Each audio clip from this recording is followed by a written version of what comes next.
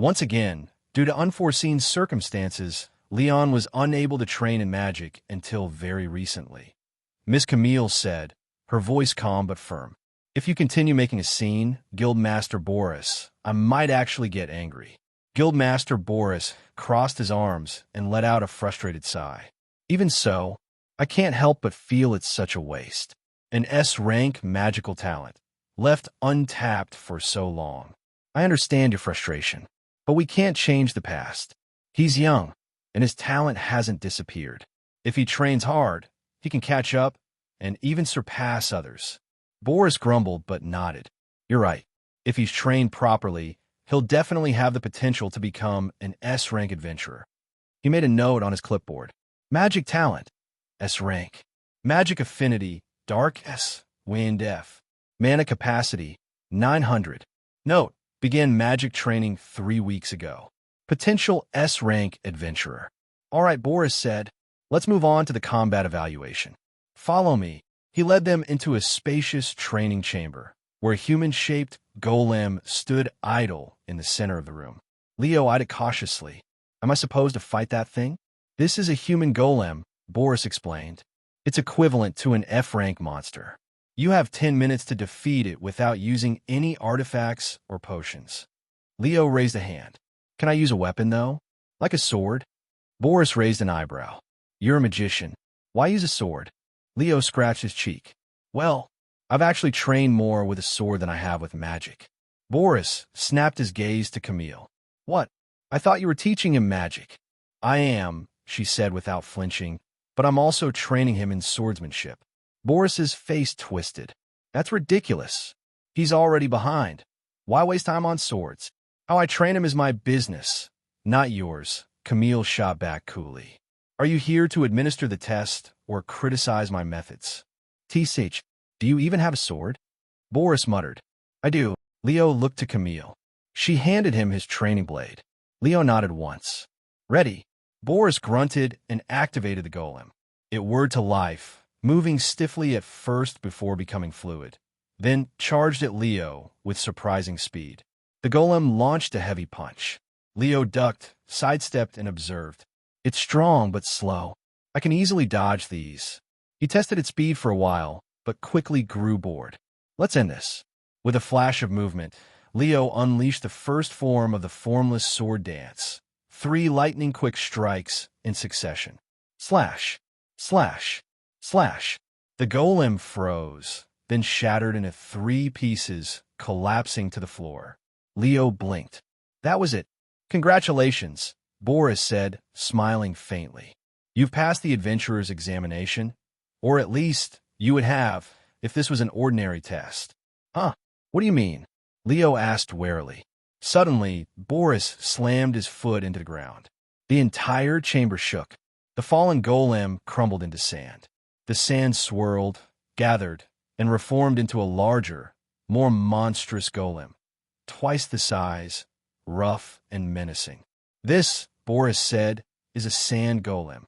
It's equivalent to an E-rank monster. To truly pass, you must defeat it, but this time, only using magic. No weapons." "Boris," Camille snapped. "This isn't part of the exam." "My guild, my rules," Boris said. "If you don't like it, you can travel to another city and start from scratch." Before Camille could retort, Leo stepped forward. "I'll do it." Camille blinked. "Leo, I want to test my magic too," he said calmly. Boris grinned. "Good. The golem activates in 10 seconds. Prepare yourself." Leo didn't move. He just stood silently, staring at the golem. His hand lifted, slowly, index finger extended. "Black bullet, overcharge it." 10 seconds passed. The sand golem twitched. In the next heartbeat, Leo whispered, "Black bullet." A compressed orb of dark mana blasted forward like a missile. It pierced the golem's head, tore straight through, and shattered part of the back wall. The golem disintegrated into a heap of sand. "Seriously?" Boris murmured, stunned. He cast the spell in silence, and timed its release perfectly. That shot had to be close to 2,000 mana, enough to obliterate the sand golem in one hit. Camille smiled softly. "Not bad, Leo." "Did I pass?" Leo asked. Boris suddenly laughed. Huh, not bad at all. All right, kid, you passed. And I owe you an apology for the prank. I wanted to see your true strength. No harm done. Leo shrugged. Boris stepped forward and handed him a sleek identification card. Here, your official adventurer's license. You'll need this to accept missions or leave the city on your own. Adventurer license. Name, Leon. ID, 150-573-7101. Rank F. DOB, April 29th, 2022. Blood type, O+. Sponsor, Camille Light, ID, 646090913. Issued, January 1st, 2040. Expires, January 1st, 2050. Now that you're officially registered, Camille said, training begins. Already? Can't we go over some basics first? Like, I don't know monster types. Leo asked hopefully. You'll learn through experience, she replied without missing a beat. It's the fastest way. Good luck, Greenhorn, Boris said. Can't wait to see what you become. He turned and disappeared into the guild's hallway. Camille led Leo into a different room. This one lined with rows of computer terminals, reminiscent of a futuristic internet cafe. Leo raised an eyebrow. This is not what I expected. This is where you accept missions, she said. Insert your card. Leo sat down and slid his license into the reader. The screen flickered to life with categories. Transportation, subjugation, territory control, special missions. Pick subjugation, Camille instructed. All right, he clicked. New mission, kill F-rank monsters. That's it? Seems kind of vague, Leo said. That's the point, Camille replied. There's no quota or specific monster. It's just a formality to track your activities. You need a mission to leave the city, even if it's just a blank one.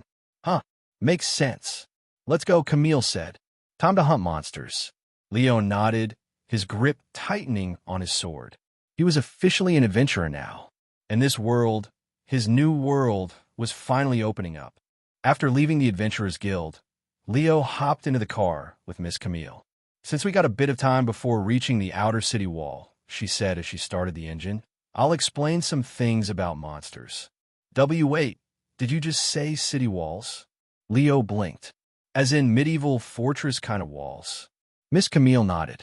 This city is protected by a massive wall, both to keep monsters out and make it harder for vampires to sneak in. It's also reinforced with a powerful magic barrier that shields it from external magical attacks. I see. Leo muttered, then hesitated. I've been meaning to ask, where the hell did all these monsters and vampires come from? Vampires have existed since ancient times. There are even theories they predate humans, she said. As for monsters, well, you might relate to this. We believe they came from another world. Just like you. Leo gawked. You're kidding. I'm not. There were no records of monsters before 1,000 years ago. Then, they suddenly appeared, wave after wave, and began attacking everything. Humans, vampires, beasts. They're indiscriminate. Worse, they're endless. No matter how many we kill, more always show up. Their numbers are fewer than they were 1,000 years ago, but we've never been able to wipe them out completely. Sounds like a nightmare. Leo leaned back. Have we gained anything from this never-ending war? A few things, she replied. Monsters leave behind mana cores, crystallized energy we extract upon death. They're incredibly valuable, used to craft potions, enchantments, magical tools. Most adventurers earn their living through monster cores. Time passed quickly. Eventually, Miss Camille pulled into a secured area near the base of the city wall, reserved exclusively for adventurers planning to leave. Leo stepped out and craned his neck to look upward. This thing is insane, he muttered. How tall is it? Just over 1,000 meters, around 3,200 feet, Camille replied casually. She handed him a small black ring. Put this on. Right hand. Leo slid the ring onto his finger. Is this an artifact? Yes. A defensive one. It'll protect you in case I can't. They approached the city gate, where heavily armed guards were stationed, eyes sharp and weapons ready. ID, please, one of them called out. Show your adventurer's license, Camille said, already pulling out her own. The guard took Leo's ID and raised an eyebrow. F rank? And just the two of you? Leo remained silent, but the guard frowned. No offense, but most F-rankers don't leave the city without at least 3 other companions. It's gotten dangerous lately. Monster activity is increasing. We'll manage, Camille replied coolly, handing over her own license. The guard scanned it and froze. S rank? Wait, Camille Light? You're the Saintess. The guard nearly dropped the ID. My apologies, Saintess. I didn't realize. Of course you're free to go. I'll alert the other guards. No need. Camille retrieved her license and waved him off. We'll be back by tonight. The guards saluted as they walked through the reinforced gates. Leo glanced back. Wow, talk about a 180. But as he turned forward, his jaw dropped. The world outside was nothing like the gleaming city behind him. The skies were dimmer, the terrain barren, and the air felt heavier. Cracked soil stretched for miles. Dead trees scattered like forgotten bones. What the hell happened out here? Leo asked, stunned. Did someone nuke the world while I was asleep? This is the result of 1,000 years of battle, Camille said matter-of-factly. What were you expecting, a forest? I don't know. Maybe grass. Welcome to reality, she said, walking ahead. Leo quickly caught up, eyes darting in every direction. Relax, she said. We're still in the safe zone. The Adventurers Guild established a 10-mile perimeter around the city. Monsters have to breach that distance to even touch the walls. 10 miles? You're not saying we're going to walk that, right? Of course not. There's a vehicle station at the edge of the green zone. She continued. The 10-mile perimeter is split into 3 zones. The green zone covers the first mile, nearly zero monster activity. Past that is the orange zone, moderate danger, fewer patrols. Then comes the red zone, minimal security and high risk. And beyond that, she said, her tone sharpening, is the true danger, the wilderness. Leo swallowed. Are all cities like this? Most of them, Camille replied.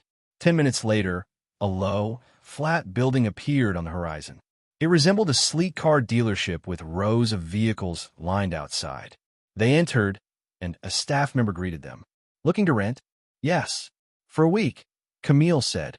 Any preference? Motorcycle. This way, please. They were led to the rear lot, where a fleet of motorcycles waited under a wide canopy. Camille's eyes went to a sleek, red Supersport bike. That one. Excellent choice, the staff beamed. It's our best model. Rental is $1,000 per day. Damage costs extra. Camille showed him her adventurer's license. His eyes bulged. S rank. After a long pause, he gave an enthusiastic bow. We'd be honored to lend it free of charge, Saintess. Use it for as long as you'd like. With a nod, Camille mounted the bike. Get on. Leo grabbed a helmet and hesitated for only a second before sliding behind her. Camille revved the engine. Hold tight. W.O. Leo shouted as the bike tore forward, his arms instinctively wrapping around her. Whoa, so soft. If your hands don't move right now, I will personally toss you to the monsters, Camille said coldly. Sorry. He flinched and immediately adjusted his grip. A few minutes later, they arrived at the edge of the red zone. Off, she said, dismounting. Already. We're only hunting F-rank monsters. No need to go further. Camille parked the bike near a guard post. Aren't you worried someone might steal that? Leo asked. All vehicles out here are magically marked. They can't be brought into the city, and no one can sell them legally. It's not worth stealing. Got it. I guess that makes sense. Camille turned to him. Stay close. Keep your eyes sharp. From this point forward, we're in the real wilderness. Leo's expression turned serious. Understood. He followed her into the unknown, leaving the safety of the city behind for the very first time. Hey, everyone. If you enjoy my quantum audiobooks, you can support me by becoming a Patreon member. Your support helps me keep creating, and you'll get exclusive perks. You can also access my audiobooks directly through Google Drive. Check out the link in the description. Now, let's get started. The moment Leo stepped foot outside the safe zone, his heart started throbbing with excitement, almost as though he'd just entered another world. Although it was just a couple of steps, Leo could feel an immediate change in the atmosphere. His eyes wandered left and right without stopping. He's never been this focused even during important examinations.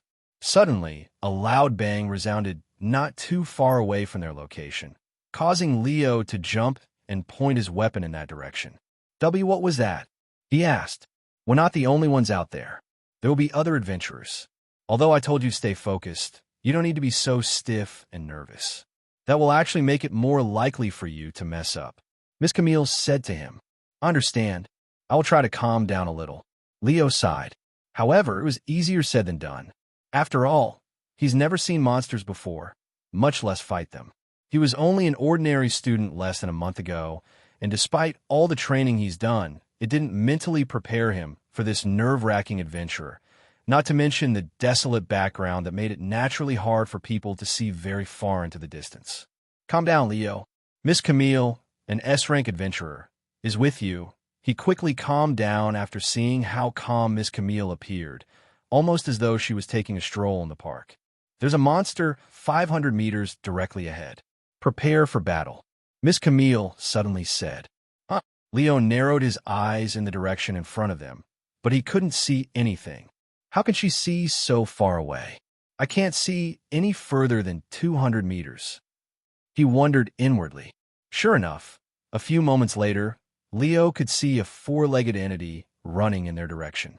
This entity had the body of a wolf and was covered in thick brown fur that naturally blended with the background. It was about 2.5 meters tall, or 8.2 feet, much taller than most human adults. Its red eyes radiated with bloodthirsty, killing intent, and its sharp teeth that resembled that of a saber-toothed tiger. When Leo saw this horrific entity that was much bigger than himself running at them, his natural instincts kicked in, causing his body to freeze from fear. "Leo, wake up and fight that thing," Miss Camille shouted, snapping him out of his daze. "There's no way I can fight that thing. It's nothing like the golem during the adventurer's examination. It's much bigger, faster, and scarier. Do you want to live the rest of your life holed up in the city like a coward, or are you going to live life to the fullest without any fear? You may not be the same Leo that I once knew, but I can see the similarities. I know that you're capable of defeating this monster," Miss Camille said to him as she prepared to attack the monster if it got close enough. Leo gritted his teeth after hearing Miss Camille's words. Even though he was always bullied and lived a lonely life in his previous world, there was one thing that defined him, something that he held great pride in. He may be weak, but he was not a coward. Even if he was guaranteed to lose and get beaten, he never went down without a fight when he was bullied. "This may be a different world, but I'm still the same person." Leo gritted his teeth and tightened his grasp on his sword. After taking a deep breath, he took his first step towards the monster. Once the monster was close enough to Leo, it raised its right paw and swiped its razor-sharp claws at him. "I can see it. Compared to the speed Chrome swings his sword, this is nothing."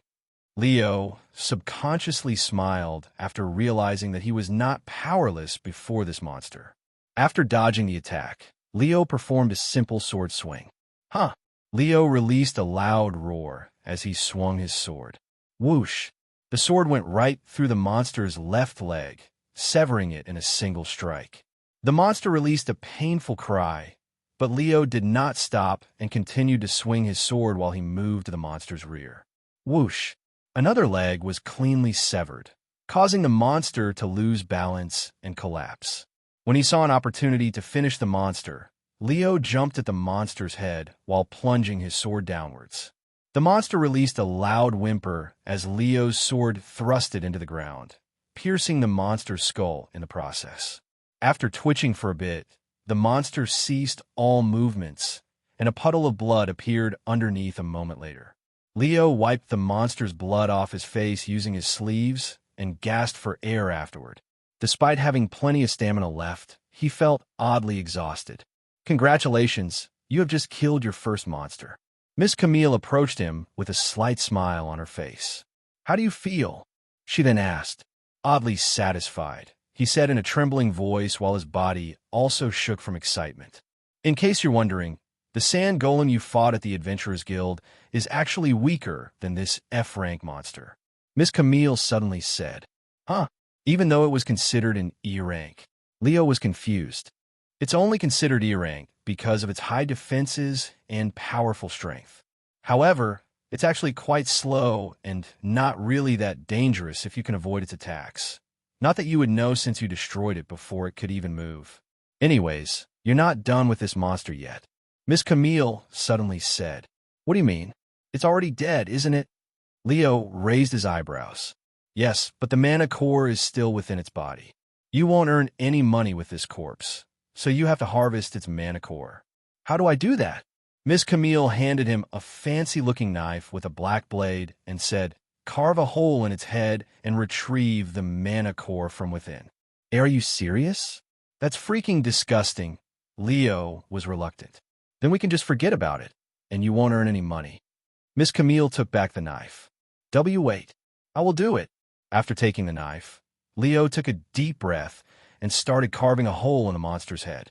Once he could see something shiny, Leo split open the hole with his bare hands and retrieved the pebble-sized mana core from within. Seriously? This is smaller than what I had in mind. Leo looked at the mana core in his hand with a dumbfounded gaze.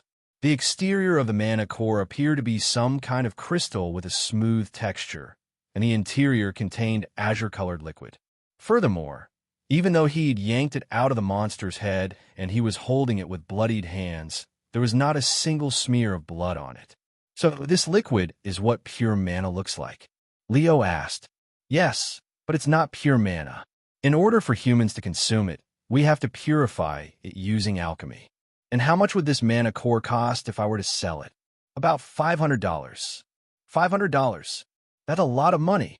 No wonder why people risk their lives to become adventurers. However, it's going to be a pain in the ass carrying around these mana cores, especially if I want to hunt a lot of them before returning to the city. Leo sighed. Miss Camille narrowed her eyes at him for a moment before reaching for something in her spatial storage. Here, Leo looked at her palms to see what she wanted to give him, and it was a golden ring. Is this a proposal? He spoke with a smile. Forget it. Wait. I was only joking with you. Leo panicked when she took it back. After receiving his apology, Miss Camille handed him the ring and said, this is a D-rank artifact called Spatial Ring. It will allow you to use spatial storage and store items inside like this. She proceeded to demonstrate what he has seen many times by now. Are you sure? Aren't these things expensive? Yes, it cost about $10 million. $10 million. After some quick calculation, Leo realized that he needed to kill 20,000 more F-rank monsters to be able to afford it. Consider your birthday present, she calmly said. Leo looked puzzled for a moment before realizing that it was actually his real birthday today. Oh, now that you mention it, I'm 19 years old today. Leo said, I don't usually celebrate my birthday, not to mention how busy I've been with training recently, so I didn't even realize it. Thank you for this gift. I will treasure it for life. Leo thanked her after accepting the ring. She nodded. In order to use it, just pour some of your mana into it. Does this mean I cannot use it at school since I am not supposed to be able to use any mana? Leo then asked, even if you cannot use magic, you can still use mana. Everybody has some mana in their body, regardless if they can use magic or not. This is why ordinary people can use artifacts despite not being able to use magic. Miss Camille explained. I see. Leo poured some of his mana into the ring, and a hole appeared right on top of the ring. Furthermore, the image of an empty room without any doors suddenly appeared inside his head. You should be able to naturally see the space inside the spatial ring inside your head now. Miss Camille said to him, yes, I can see it. So this is what it looks like inside the spatial storage, huh? It's basically just an empty room. After tossing the mana core into the spatial storage, he could see it entering the spacious room inside his head. Once the mana core was inside, he proceeded to take it back out to see how it worked, and sure enough, he could see his hand reaching into the spatial storage inside his head. All right, we have rested enough. Let's continue your training. Miss Camille said to him a moment later. Yes, thank you again for this gift, Miss Camille. I will definitely repay you in the future. Leo said to her. Miss Camille silently nodded her head and started wandering the wilderness shortly after. Leo stopped thinking about the spatial ring and focused on the training again. After walking for another 10 minutes, they encountered another monster, and it looked almost like the one Leo killed before with some slight differences in size and details. Leo didn't hesitate this time around and immediately confronted it, killing it a few moments later. After spending half an hour in the wilderness, Leo achieved his third monster kill, but since he did not use magic and only used his sword, it did not count towards his quest progression. Miss Camille, can I use magic to kill the next few monsters? I want to experience what it feels like to fight monsters using magic. Leo decided to ask her. Miss Camille pondered for a moment before nodding her head. Okay, but only a few. We're training your swordsmanship right now. After all, if you want to use nothing but magic to fight monsters, you can do so in the future. Understand. Thank you. When they encountered the next monster, Leo proceeded to aim his finger at the monster running at them. Once he had a good aim, Leo released Black Bullet, shooting it straight into the monster's head that went on to pierce the rest of its body before exiting from its rear. The monster collapsed on the floor, becoming nothing but a corpse. What the heck? That was super easy, Leo exclaimed after killing the monster in a single hit. Compared to fighting monsters with his sword, it was basically effortless and without any risks. It was like taking candy from a baby. Now that Leo had a taste of what it was like to fight using magic, he did not want to use the sword anymore. After all, it was much safer and more efficient to use magic than the sword. No wonder why people think magic is superior. Leo mumbled to himself. Don't get ahead of yourself just because you killed a single F-rank monster with your magic. You won't have such an easy time if you were fighting a monster with a similar level. Miss Camille said to him, and she continued, your magic power is around the upper end of your rank, so it's only obvious that you were able to kill an F-rank monster with a single hit. Furthermore, this monster is known for having weak defenses. Even though Miss Camille downplayed Leo's achievements, not everyone can do what Leo just did. In fact, even talented magicians would have trouble taking down an F-rank monster with Tier 1 magic spells, much less with a single hit. However, Miss Camille didn't want Leo to become too arrogant, so she downplayed his achievements, keeping him humble for now. With that being said, Leo still felt incredibly excited and happy about the results. About half an hour later, Leo killed 2 more monsters using magic, completing his quest. You have completed a quest. Plus 2,000 magic experience, plus 10 magic points. You have received new quests from the magic system. Quest: kill monsters. Description: kill 10 monsters using magic. Time limit: 30 days. Reward: 3,000 magic experience, 15 magic points. Quest: kill monsters. Description: kill 10 monsters without using magic. Time limit: 30 days. Reward: 3,400 magic experience, 17 magic points. Oh, there are quests that aren't related to magic? Interesting, Leo thought to himself after seeing the new quest that required him to kill monsters without using magic. And it even has a better reward than if I were to kill monsters using magic. I guess I didn't waste my time learning swordsmanship after all. Leo laughed inwardly. After killing 2 more monsters with magic, Leo returned to using the sword. Miss Camille, I have killed around 10 monsters now, and they were all basically the same type of monster. Are there any other F-rank monsters around here? I think fighting a different variety of monsters will be a good experience. He said, these sharp-toothed wolves are the most common around our city. If you want to fight other monsters, you'll have to get lucky or wander further out in the wilderness. Since this is your first day fighting monsters, let's just focus on getting you more comfortable with monsters. Furthermore, starting now, you are restricted from attacking the monster until 3 minutes has passed. However, you can block its attacks. It won't be fun if you kill them before they can even do anything to you. F fun? Is this supposed to be fun? Leo asked in a dumbfounded voice. It's definitely entertaining for me, Miss Camille said. How evil, Leo sighed. During his next encounter with a sharp-toothed wolf, Leo purposefully allowed the monster to attack him without retaliating. Even though it's easy to dodge its attacks, I cannot help but feel nervous being around it. I thought I was getting used to them, but it appears that I'm still fearful of these monsters subconsciously. Leo quickly realized the true intention of Miss Camille's restriction for him. Indeed, Miss Camille wanted to get rid of Leo's subconscious fear towards monsters by forcing him to face them without being able to do anything to them. However, since Leo was only an ordinary human until very recently, it will take some time and serious effort to change his nature. Sometime later, you have completed a quest. +3, 400 magic experience, plus 17 magic points. How do you feel? Miss Camille asked him. Tired, Leo answered as he sat on the dry ground. You have killed 17 monsters so far. Not bad for your first time. Miss Camille downplayed Leo's achievements once again.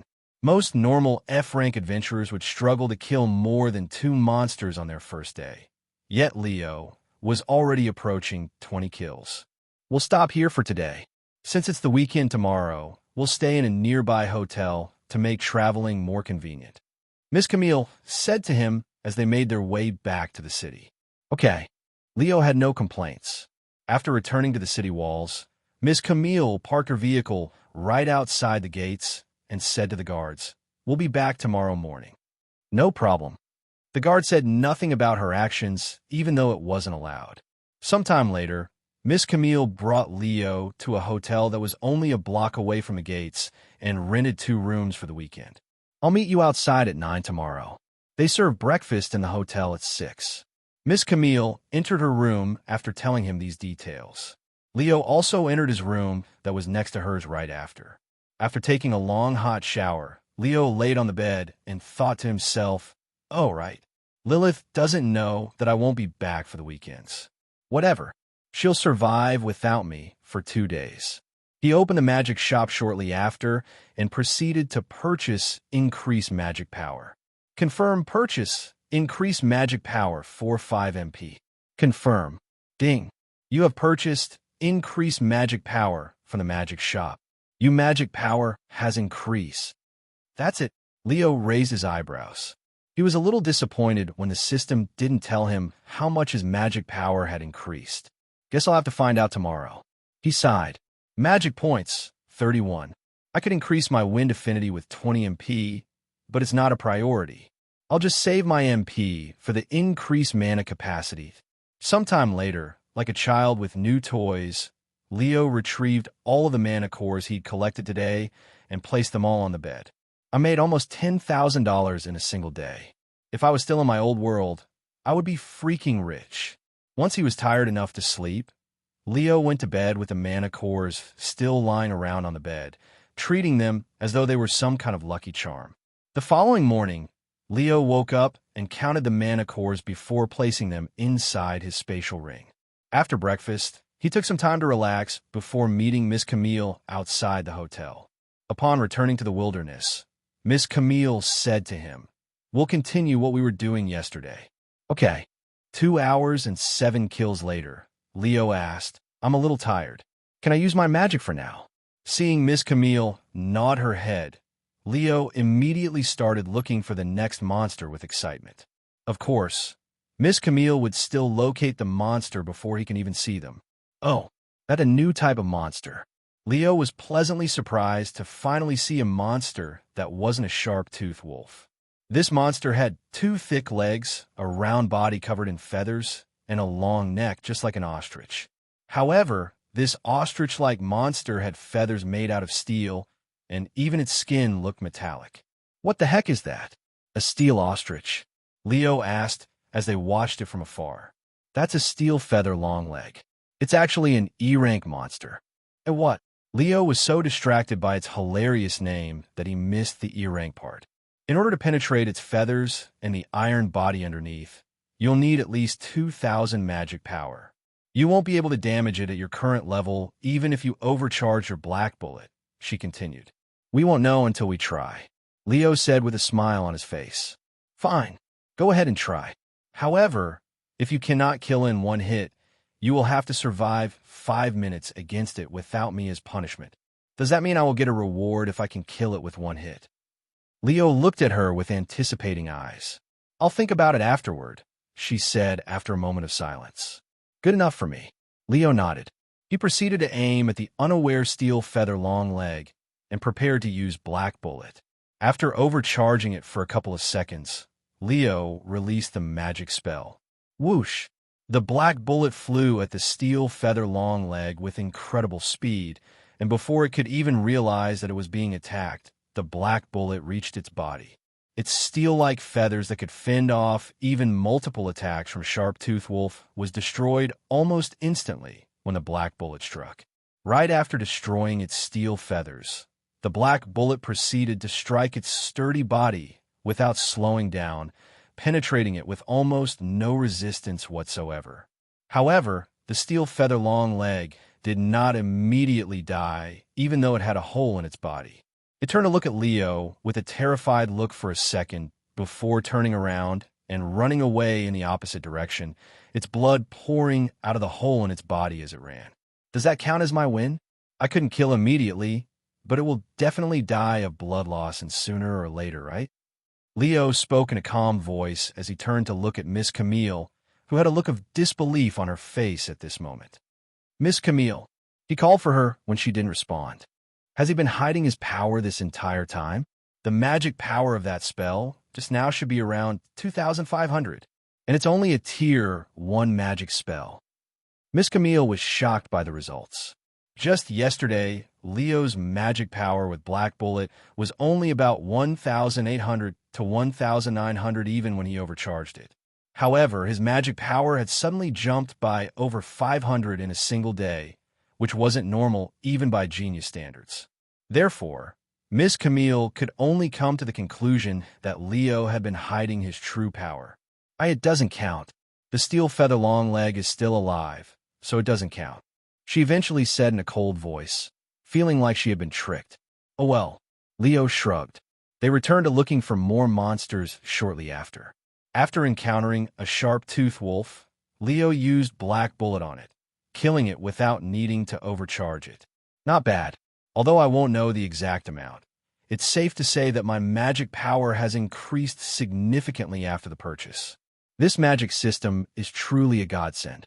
Leo thought to himself as he went to harvest the monster's mana core. Leo looked at his progress for his quest. Quest: kill monsters. Description: kill 10 monsters using magic. Time limit: 30 days. Reward: 3,000 magic experience, 15 magic points. Progress: 4 out of 10. I killed 4 monsters with magic. I guess that ostrich died due to blood loss. At the end of the day, Leo returned to the city with Miss Camille. 40 mana cores. I have managed to kill even more monsters today. Leo smiled as he stared at the mana cores spread out on his bed.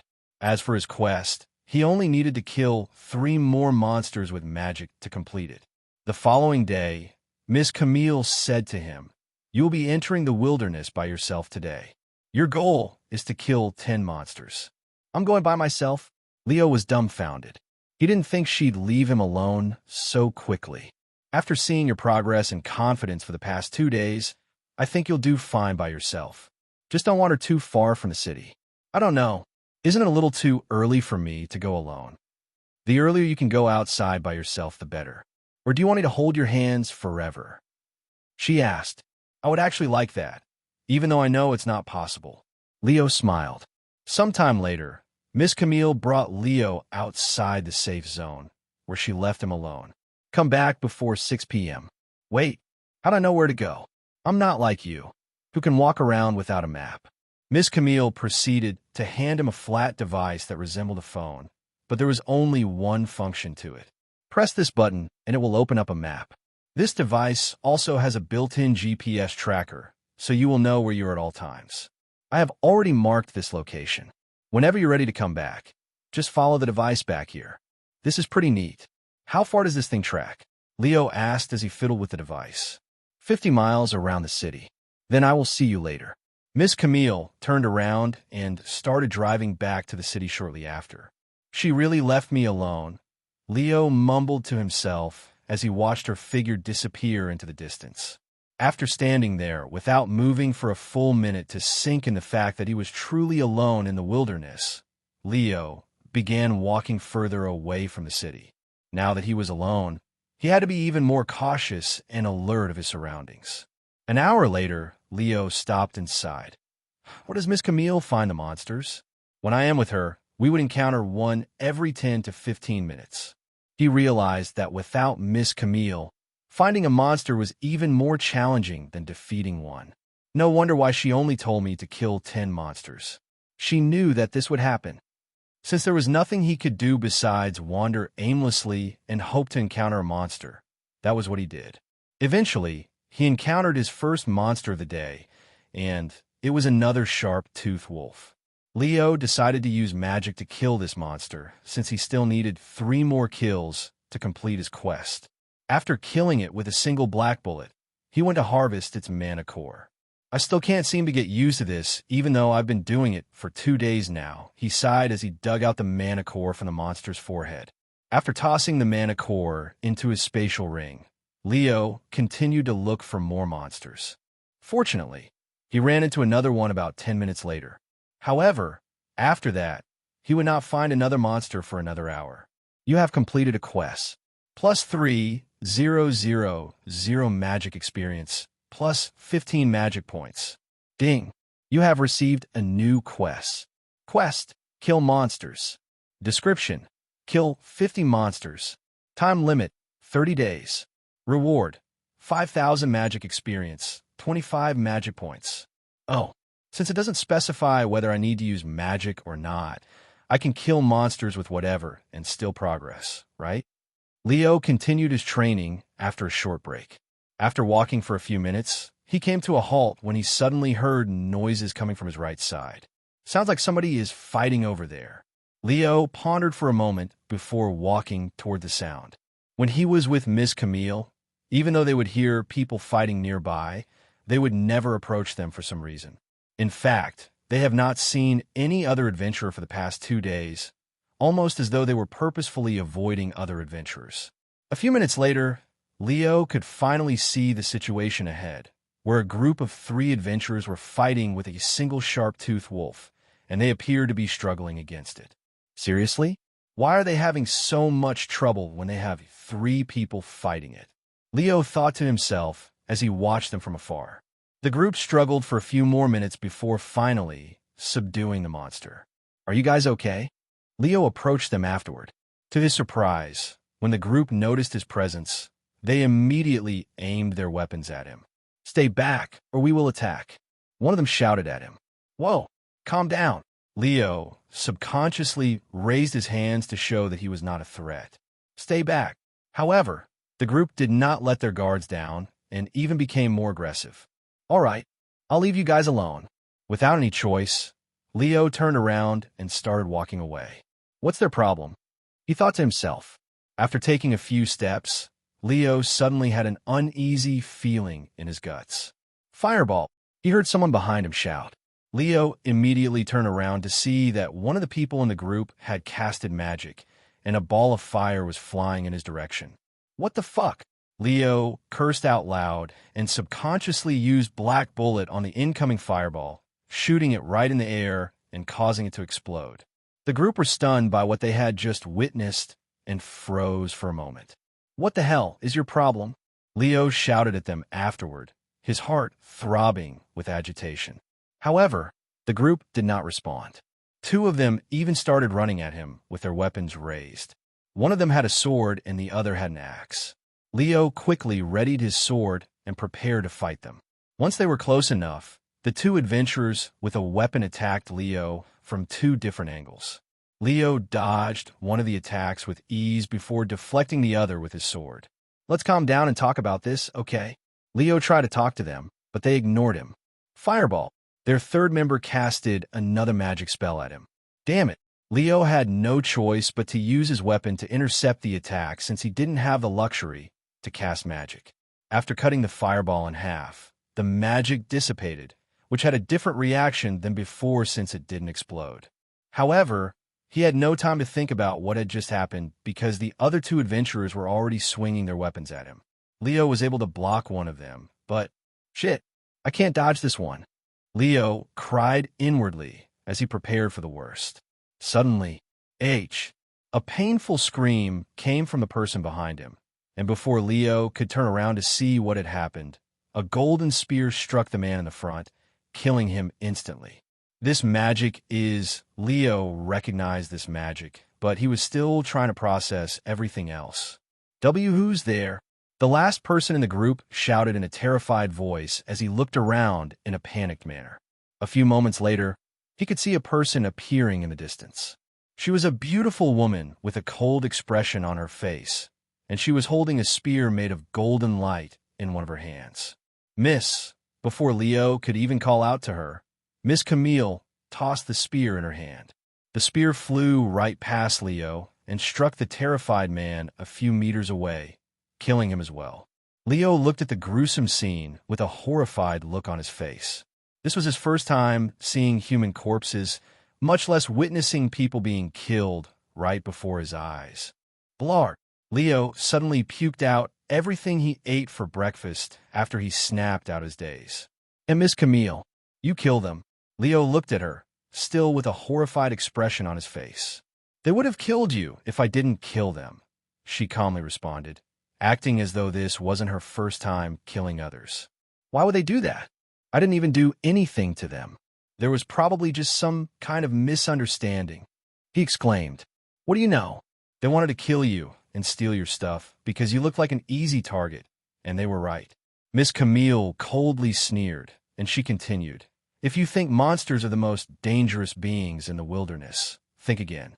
Humans can be just as dangerous, if not even more dangerous than monsters out here. Even if you say that, isn't it illegal to kill other humans in this world? Or are you going to tell me that such law doesn't exist in this crazy world? Of course it is illegal to kill others. However, out here in the wilderness, where there are no people watching, people can pretty much do whatever they want as long as they're not caught. It's almost like the law of the jungle where there are no rules. The strong devours the weak, whether it be monsters or humans. Remember this, Leo. You have no friends in the wilderness. People you think you can trust could be planning to stab you in the back when you're not watching. Even people that have been friends for a decade could turn on each other in the blink of an eye. I could have told you this before letting you come out here alone, but I figured that it would be better for you to experience the cruel world out here for yourself. Leo gritted his teeth in frustration. He turned to look at the corpses. What she said is not wrong, and it could even be applied in my old world. Even the most powerful predator out there cannot compare to humans, who can plan and plot against others. However, it just feels wrong, Leo sighed inwardly. Leo, I know it won't be easy, but you need to get rid of your morals. What made sense in your old world will not make any sense here, and vice versa. If you want to survive the wilderness, you need not only the resolve to kill monsters, but other humans as well. If you're not prepared to do so, then allow me to kill you right here and right now. This way, you will suffer less, and I won't have to waste any more effort on you. Miss Camille suddenly summoned a golden spear and pointed it at Leo's neck. Leo swallowed nervously. Decide. Miss Camille poked his neck with the tip of her spear. Leo could feel a drop of blood sliding down his neck afterward.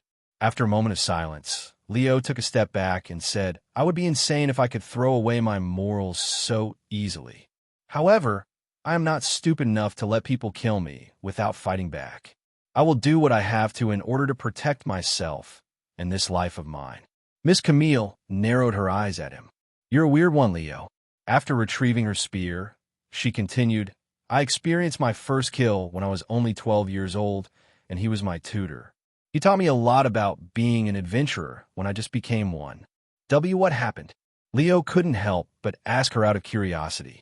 He tried to take advantage of me one night. So I blew a hole in his chest where his heart was located, she calmly said. That's... Leo was speechless. Even though he treated me like his own daughter for a whole year, I killed him without any hesitation. That's when I learned that even the one you trust the most can betray you. It's only a matter of when. Since then, I have killed countless humans alongside monsters. Things sure got dark pretty fast. As expected, a world where monsters and magic exist cannot be normal, he sighed inwardly. After a moment of silence, Leo spoke. I don't know what kind of life you have lived or the kind of people you have met, but I can promise you one thing, that I would never betray you. If I ever betray you, I welcome you to pierce my heart with that spear. Of course, that will never happen because I will never betray you." Seeing Leo's bright smile, it was Miss Camille's turn to become speechless. "How can you say something that embarrassing with a straight face? I'm impressed." "Why you?" He immediately blushed. "Anyways, what should we do with these corpses? Just leave them here for the monsters to consume? Won't that just make them stronger?" Leo asked her a moment later to change the topic. "Yes, monsters will grow stronger if they eat humans since we contain mana in our body. However, it doesn't really matter in this situation since they're so weak. Just leave them here. Oh, make sure to search their bodies for any valuables first. We're going to rob them as well?" My God, Leo was speechless. Even though he said that he was the first one to start searching the corpses, dumbfounding Miss Camille. Sometime later, Leo said, "Miss Camille, since you're here and have been following me for a while now, according to your own words, why don't you just stay with me for today's training? I seem to have trouble finding monsters without you. You don't mind?" Miss Camille raised her eyebrows. "Mind what? You don't mind being with me? I killed a lot of people, you know, more than even many other S-rank adventurers. So what if you killed a lot of people? That's how this world works, right? I don't like killing people, but it's not like I don't understand why it must be done. If this was my old world and the Miss Camille I know turned out to be a mass murderer, then I might be a bit worried. I know I said this before, but you're quick to adapt," Miss Camille mumbled in a dazed voice.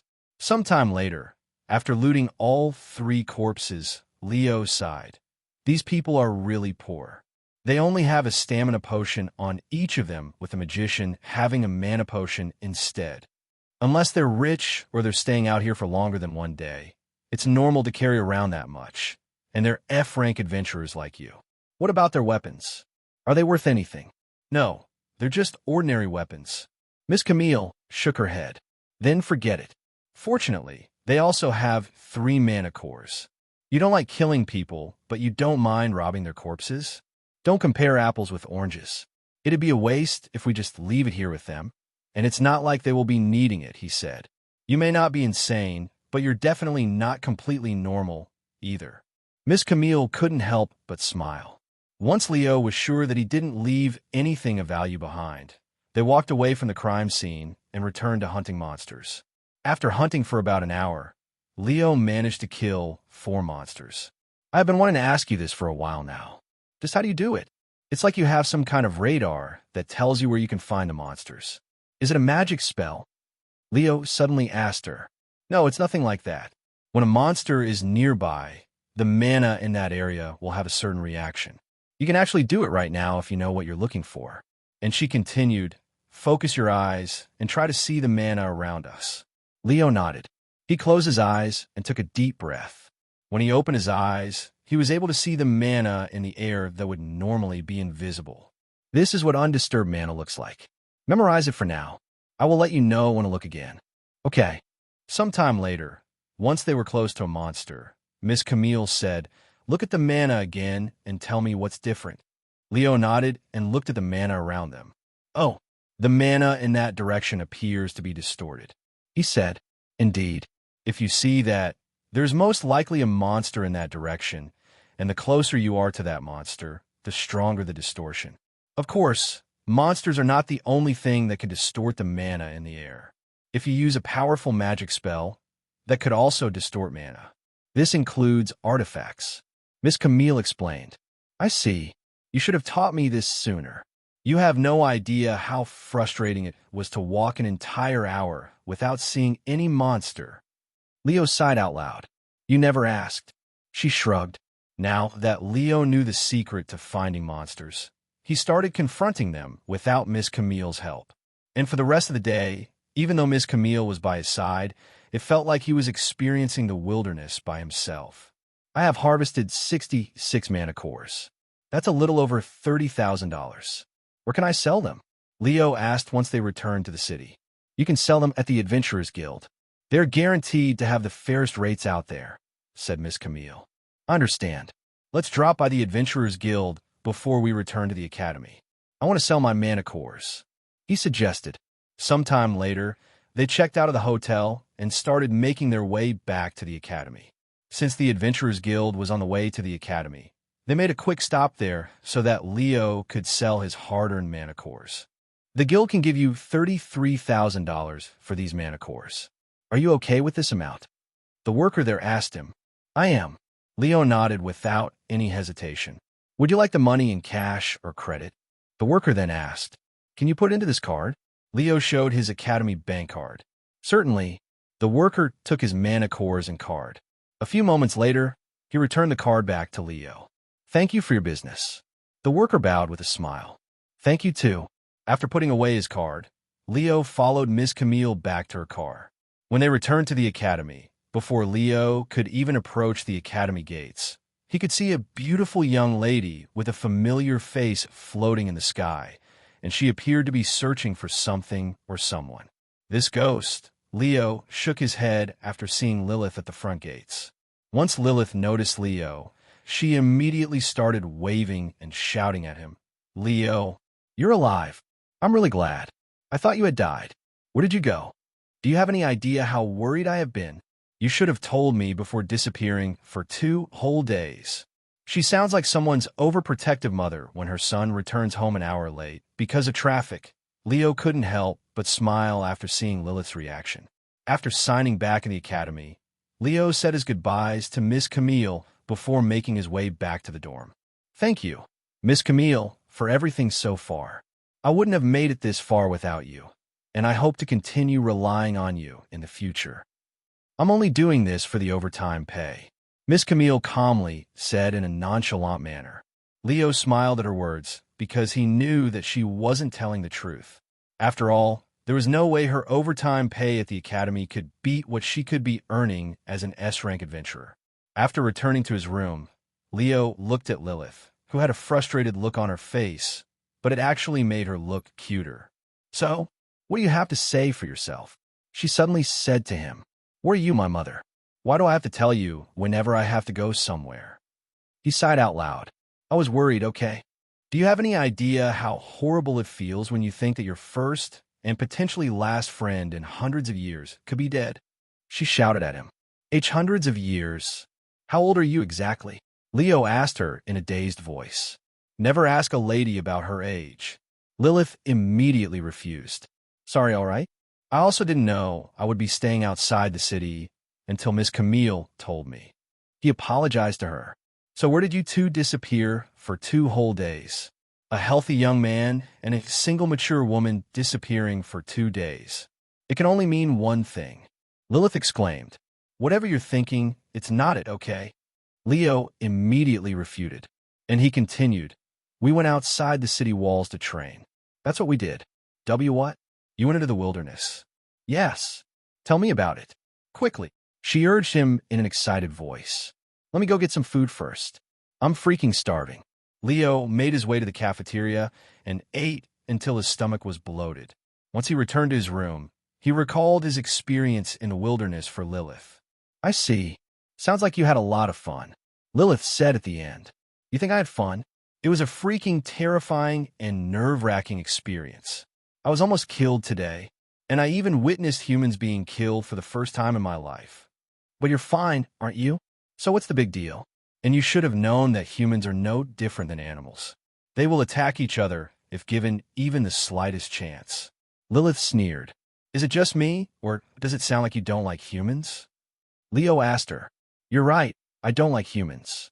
Their arrogance knows no bounds, and they are also unreasonable when it comes to vampires. However, that doesn't mean I hate humans. I only dislike the majority of them. And if you're wondering how I feel about you, I can't hate you even if I want to, so you don't have to worry. What's that supposed to mean? I'm just joking. Of course I like you. You're my one and only friend in this endless universe. Leo narrowed his eyes at her with a suspicious look. Seriously, I really like you. If I had a physical body, I would even let you hold my hands. That's how much I like you. Leo shook his head. Whatever, I'm going to sleep now. We can talk tomorrow when I have the energy to deal with your nonsense. And sure enough, he fell asleep almost immediately after closing his eyes. That night, he dreamed of Miss Camille killing the 3 adventurers repeatedly. Their bodies being skewered by a golden spear appeared in his dream again and again. Ah! Leo woke up screaming. Are you okay? Ah! He screamed again when he was spooked by Lilith, whose face was centimeters away from his own. Lilith gave him some distance and continued. You've been mumbling to yourself all night, and you're sweating like crazy. Did you have a nightmare? Something like that, I suppose, he said after calming down a little. After taking a quick shower, Leo rushed to his classroom because he was very close to being late. Meanwhile, Miss Camille was called by the headmaster. How is Leo's recovery? Any luck with his amnesia? The headmistress asked. Headmistress, Leo's. Just call me Eve when we're alone, Camille. The headmistress suddenly interrupted, and she continued, We're both S-rank adventurers. There's no need to be formal with each other. Miss Camille nodded. Then Eve, Leo's strength is recovering at a good pace, but his memories are still gone. I see. Do you think he'll regain his strength before the tournament? That's only half a year away. It's hard to tell, but I have confidence in him. Understand. I'll continue to leave him in your care, Camille. I trust that you will not disappoint me or this academy. If you need anything, the academy will assist in any way possible. If the academy cannot help you, I will try to do something. Eve said, Thank you, Eve. After leaving Eve's room, Miss Camille returned to the infirmary and started her day job as a nurse. At the end of the school day, Professor Jasmine said to her class, We will begin our wilderness training course next month. Make sure you're prepared by then. What? Leo mumbled in a dazed voice. When Jasmine saw his expression, she smiled and said, Oh, right. I should explain this to you since you have amnesia. The wilderness training course is a month-long exercise where all students are required to enter the wilderness to train. The wilderness is a desolate land where monsters roam, and it is located outside the city. It's actually more of an examination than training because your performance will be graded, and based on the results, you could even be rewarded with an artifact among other valuable stuff. Oh, that's pretty neat. Leo couldn't help but feel a little excited about this training course. After class ended, Leo went to the infirmary to see if Miss Camille was still there. She was. Miss Camille, what are our plans for today? Are we going to the wilderness again? Or do we stay here and train in the training center? He asked her. We'll return to the wilderness this weekend. Just train at the training center for now, she said. I understand. You can go ahead and start training by yourself. I'll be there in an hour. I have something to pick up for you. All right. Leo did not ask her about this item because he wanted to be surprised by her. He went ahead to the training center and started practicing the formless sword dance. An hour later, Miss Camille entered the room. Where's the item?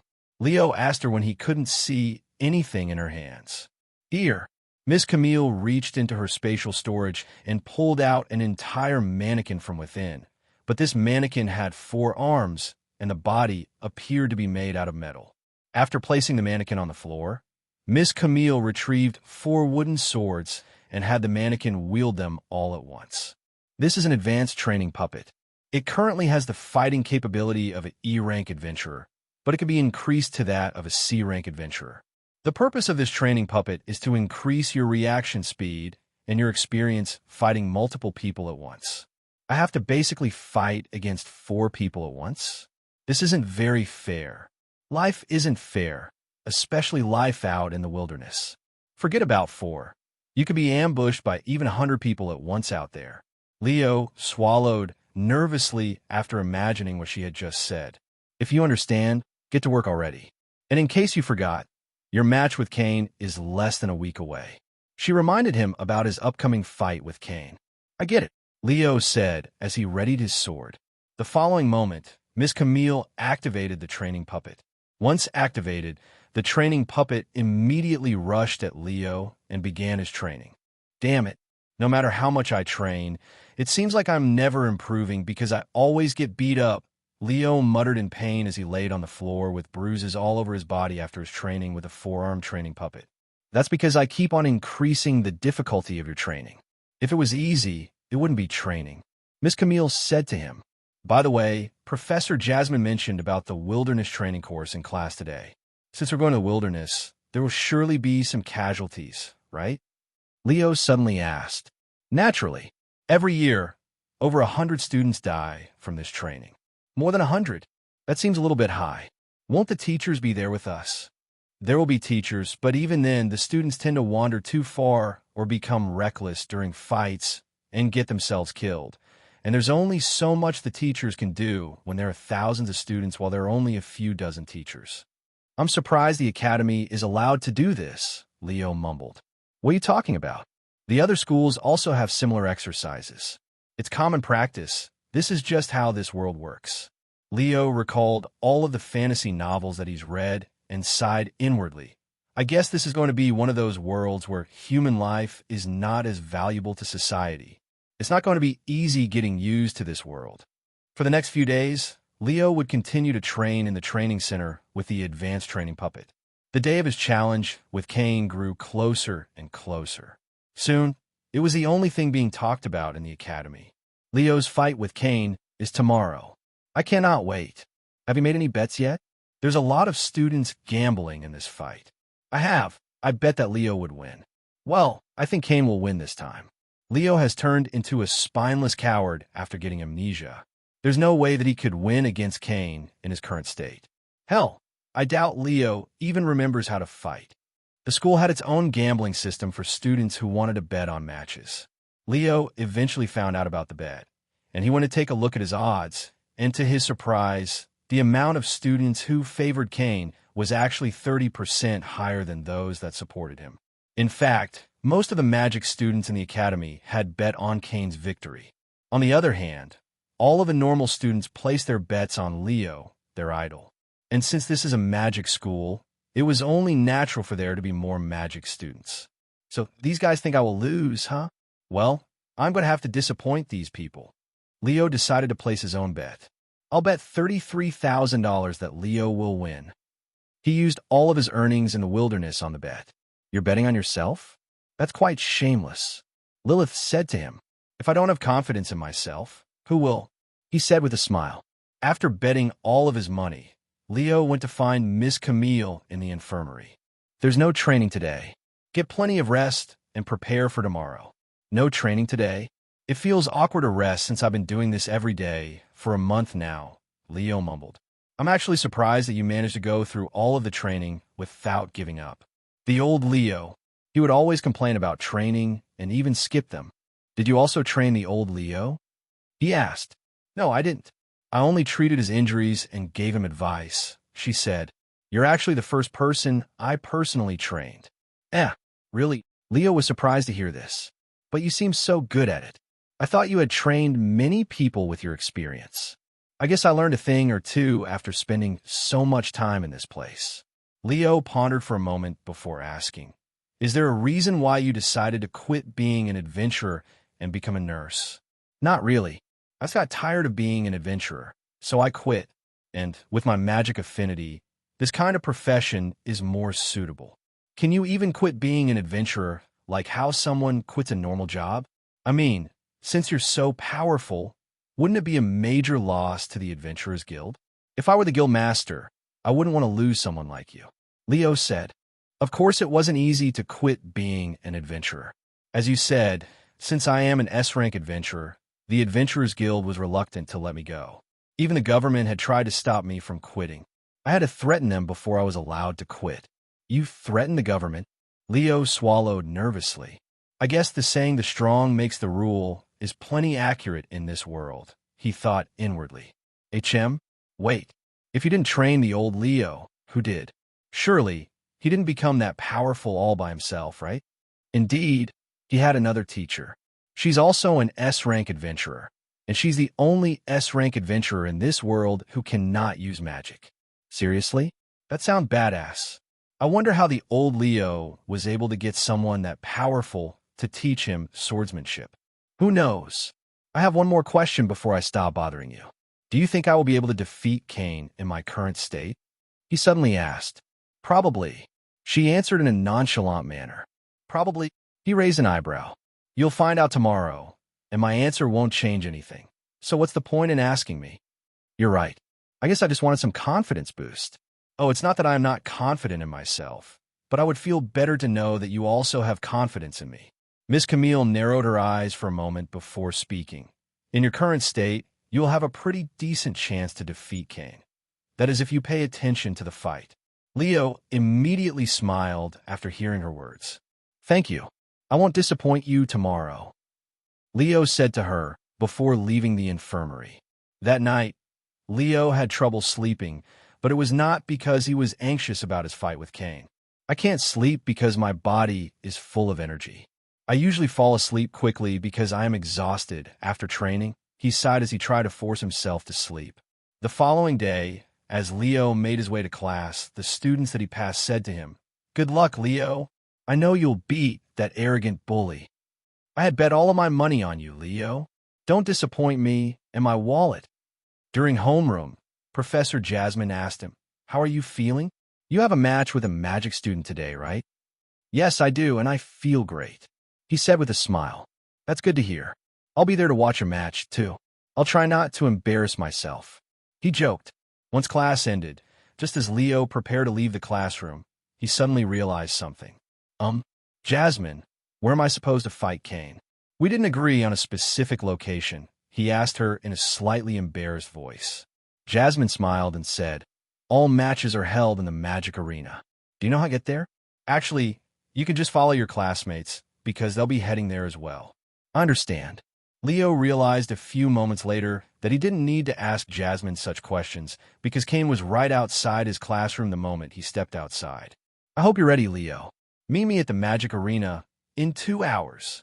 I would fight you right now, but we need to let the audience grow first," Cain said with a wide smirk on his face.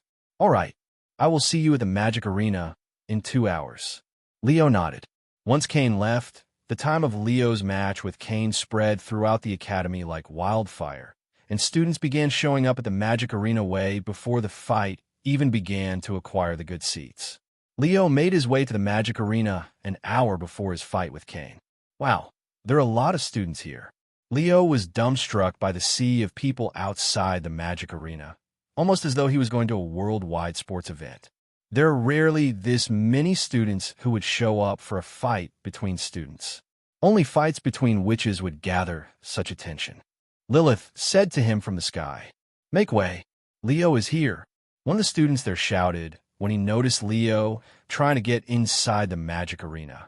The students there made a path that led straight into the magic academy for him. Thanks. Leo quickly entered the magic arena. The magic arena was a massive, oval-shaped building that looked exactly like an indoor sports stadium. The interior of the building also resembled that of a stadium. The center of the building was a spacious field covered in fake grass, and surrounding it were tens of thousands of seats that were already filled by the students. There was a special area for teachers, and these seats were filled as well. This whole place seems unnecessarily big. Leo mumbled out loud after seeing the interior of the place. Really? Things can get really hectic in a fight between two magicians, especially if they're witches. Lilith said. Once it was almost time for his match with Cain, Leo approached the empty field. "It's Leo. I hope you lose. Leo, I love you." The arena exploded with noise the moment Leo entered the field, making him feel as though he was a celebrity or something. Some people cheered for him, but a majority of them did the opposite by cursing him. Leo could feel his heart throbbing like a war drum. This is the first time that he's ever been in such a spotlight. It felt surreal to him, almost like he was in a dream and a nightmare at the same time. "Wow, there are even more people here. Aren't you popular?" Lilith teased him as he walked to the center of the field, where Cain was already waiting. "I'm impressed that you didn't just run away, Leo," Cain said with a grin on his face. "Why would I run? According to some people, this isn't the first time that we've fought, and you've never won against me. I wish I could remember it, though. I bet the look of defeat on your face would look great. Fortunately for me, I will get to see such an expression again very soon when I beat you." Leo smiled back. The grin on Cain's face was wiped away by Leo's remarks, and his eyebrows furrowed into a deep frown. Suddenly, another figure walked into the field. When the students saw this person, they all expressed surprise. "It's the headmistress. What's she doing here? I think she's going to personally oversee their match. Heavens, I don't think I have ever seen this before." "Headmistress." Cain bowed to her in a respectful manner when he noticed her presence. Leo also greeted her. "Good afternoon, headmistress." "Hello, Leo. I will be the judge of this match, if you don't mind." Eve nodded, but she seemed to only acknowledge Leo's greeting, which infuriated Cain, but there was nothing he could do but accept it. "Of course not. I was worried that he might do something unfair, but now that you're here, I am relieved," Leo said as he pointed to Cain with his gaze. "Why, you bastard! How dare you accuse me of foul play before the match?" Cain shouted in a fury. "Watch your language." Eve immediately rebuked him.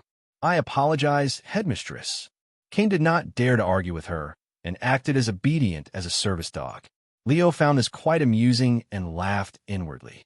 "Anyways, you probably don't remember anything about the magic arena or matches, right?" Eve asked Leo a moment later. "Sorry for the trouble." He nodded. "Don't worry. I will explain everything to you." She smiled. "First of all, there's a magic barrier around this field that protects your body from grievous harm. As long as you are in the field, you won't have to be worried about getting cut, even if you're struck by a real sword, but you'll still feel the impact of the blow. The same goes for magic. You won't be blown to pieces, but you'll still feel the impact. Second, you are not allowed to use any kind of artifacts during the match. Potions are also forbidden during and before the match. If you are currently affected by any potions at this moment, you will have to postpone your match. Are you currently under any potion effects?" She asked him. "No, I am not." "Good, but I will still check your body before the match officially begins." "No problem." He nodded. Eve continued speaking. "For the next rule, even though it won't apply to you, you should still be aware of it. Magic spells above Tier 3 are not allowed to be used unless it is a special occasion that have been approved by me. Another rule you should keep in mind is that you are not allowed to purposefully strike your opponent in vital areas such as the eyes, heart, and crotch, or you will automatically lose the match." "I understand. That's pretty much all of the rules. Once the match begins, the two of you will fight until either one of you loses consciousness or surrenders. Any questions?" "No, I don't have any." "Good. Then let's begin the checkup. Give me your hand." Leo didn't ask any questions and gave her his hand. "I'm going to collect some of your blood. This will prick a little," Eve said to him before pressing some kind of device against his thumb. Leo suddenly felt something prick his finger for a split second. After collecting a few drops of his blood, Eve looked at the device for the results. "Okay, you're cleared." She turned to Cain to collect his blood next, but she handed a new device to him so that he could do it himself. It was obvious to everyone there that Eve was favoring Leo, but nobody was surprised since it was already a well-known fact. Once Cain collected his blood and proved that he was not under the effects of any potions or drugs, Eve said to them, "If you have any artifacts on your body, leave them with me now. Here you go." Leo handed her the only artifact on his body, the spatial ring, after taking out his training sword. Cain also handed his own spatial ring to her. "This is your last chance.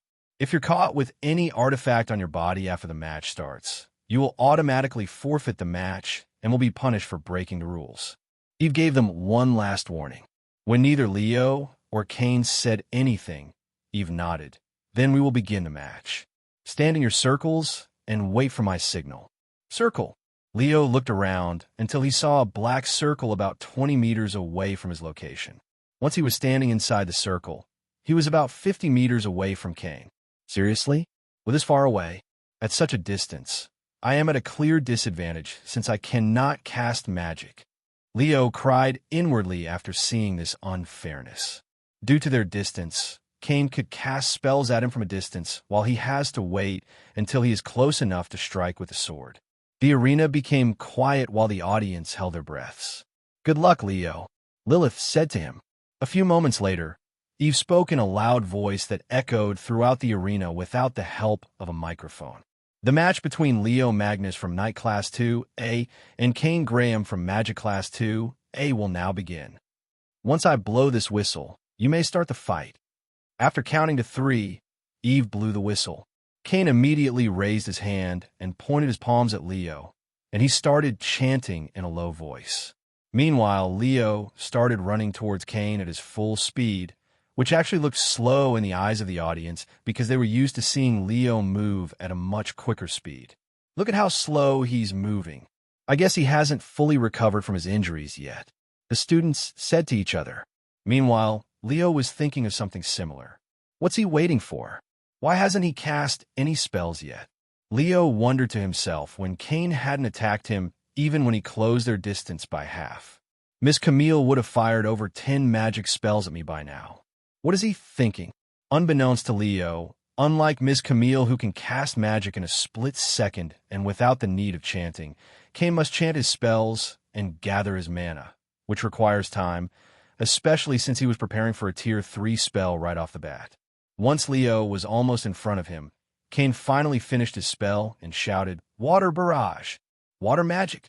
Leo immediately stopped his movements to prepare for the incoming attack. Over a dozen water balls the size of a watermelon suddenly appeared before Cain and started flying at Leo. Leo was shocked when he saw these water balls coming at him. They're so freaking slow. Compared to the speed of Miss Camille throwing her magic spears, these water balls paled in comparison, and Leo was able to keep track of them with his bare eyes. After dodging the first one, he immediately dodged the second, then a third. A few moments later, once he dodged all of the water balls, Leo did not immediately move.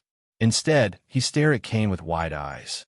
This guy, he's weak as fuck compared to Miss Camille. When he realized this, Leo started laughing. To think I've been nervous about this fight, and even a little scared of you. How dare you mess with my feelings? He started moving towards Cain again. He dodged all of my water barrage so easily. I thought he was injured. Cain cried inwardly, feeling a sense of dread as Leo closed their distance even more. Shit, I don't have time to prepare another Tier 3 spell. I can only cast Tier 1 spells. Cain pointed his finger at Leo and hastily shouted, "Water bullet!" A small water orb flew at Leo, who was only a few steps away from reaching Cain. Leo twisted his body right before the water bullet reached him, narrowly dodging it. Impossible. He dodged such a close attack. Cain was shocked. Water bullet is one of the fastest magic spells out there. To dodge it at such a close distance was near impossible unless Leo anticipated it before Cain released the magic spell. Unbeknownst to Cain, Leo had subconsciously reacted when he saw Cain's hand gesture because it was the same as his black bullet, something he has done over 1,000 times by now. After dodging Cain's water bullet, Leo took the final step he needed to reach Cain with his sword. With his hand tightly gripping the sword, Leo performed one of the most difficult combos for the formless sword dance that he knew, striking Cain all over his body with 11 consecutive and connecting strikes in a quick session, sending him flying like a broken rag doll. Cain coughed up blood after falling down. He could feel that some of his bones had broken from Leo's attack just now. However, before he could even get back up, Leo was in front of him again with his sword already raised. Wait! Cain subconsciously raised his arms above his head in a defensive manner, but a leg came flying at his chest when he was expecting Leo to strike down with his sword. Pain immediately spread throughout Cain's body, who felt like his chest had been crushed by a boulder, and he coughed up even more blood. I'm not done yet. Leo continued to strike Cain without mercy, releasing all of his built-up stress from training and everything else at once.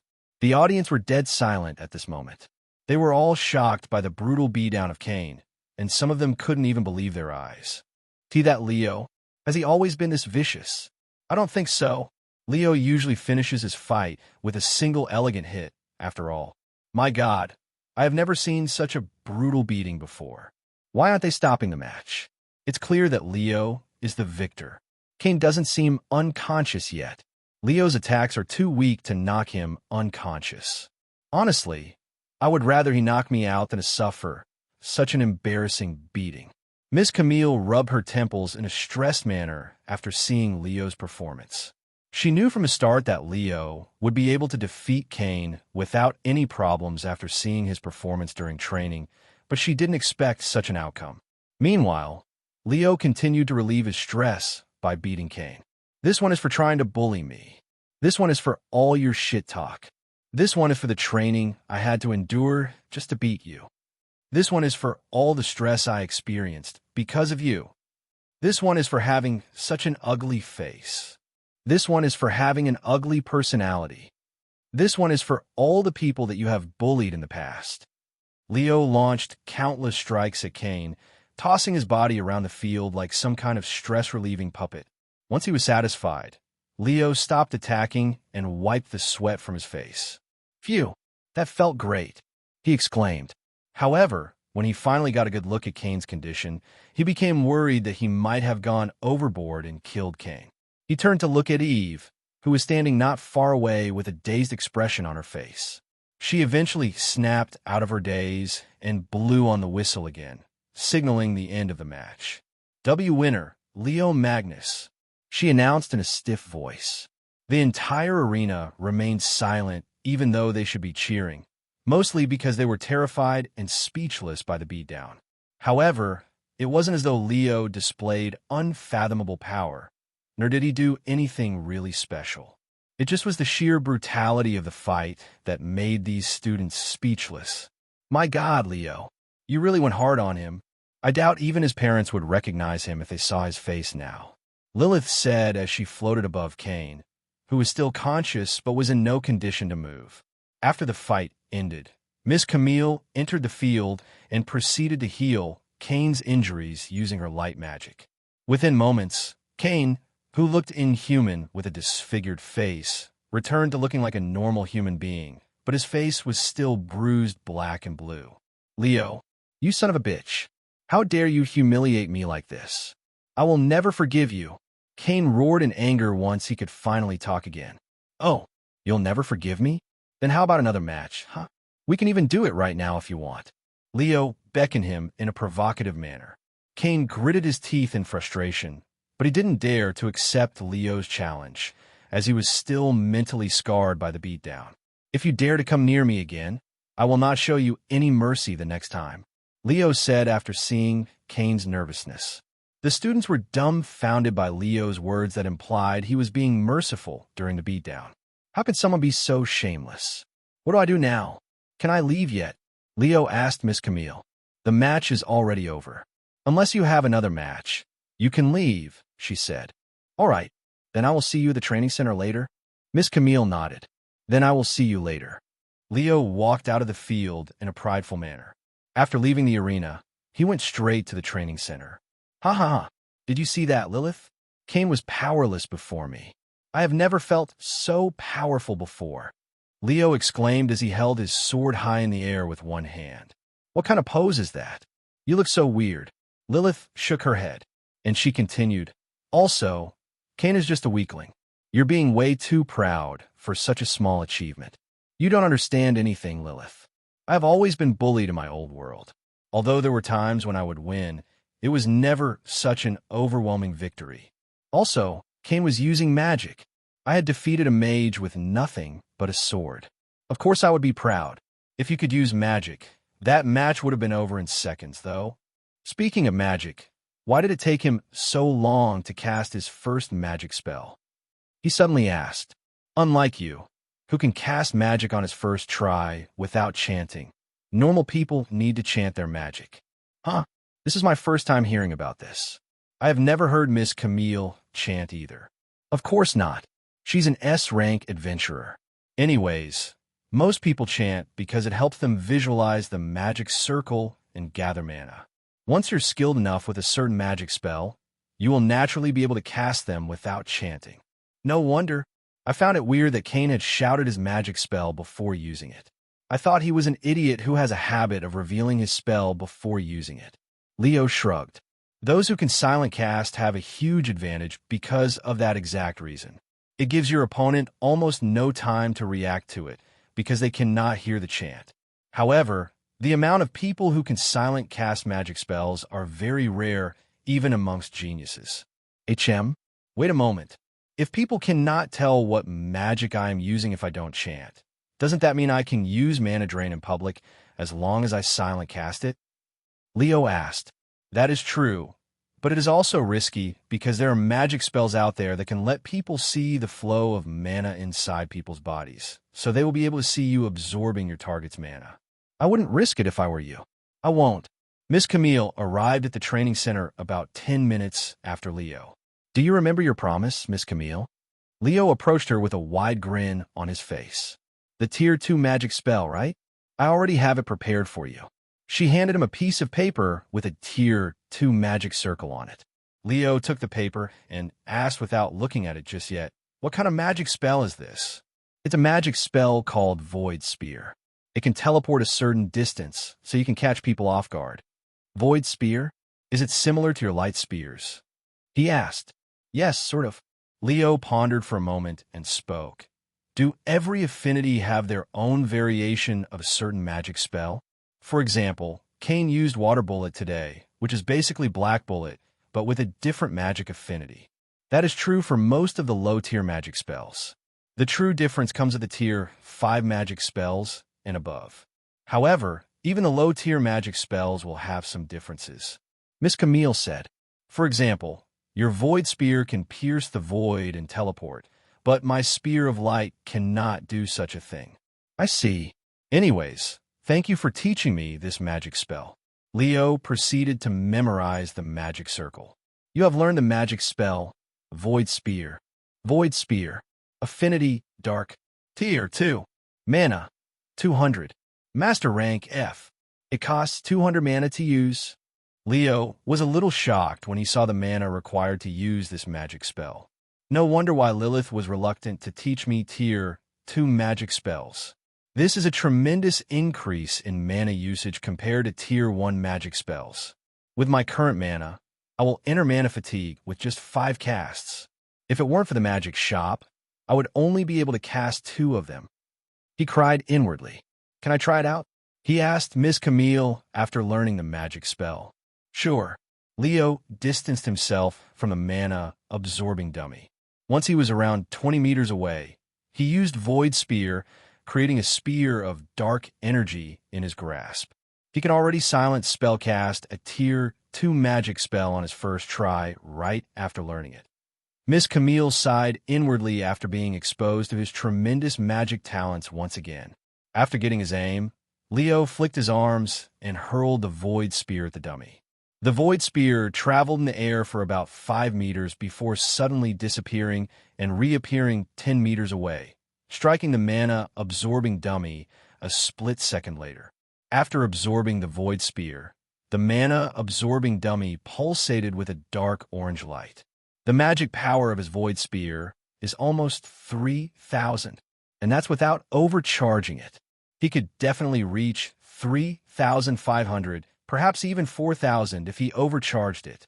That's an insane amount of magic power for a mere Tier 2 magic spell. Lilith cried inwardly after seeing the results.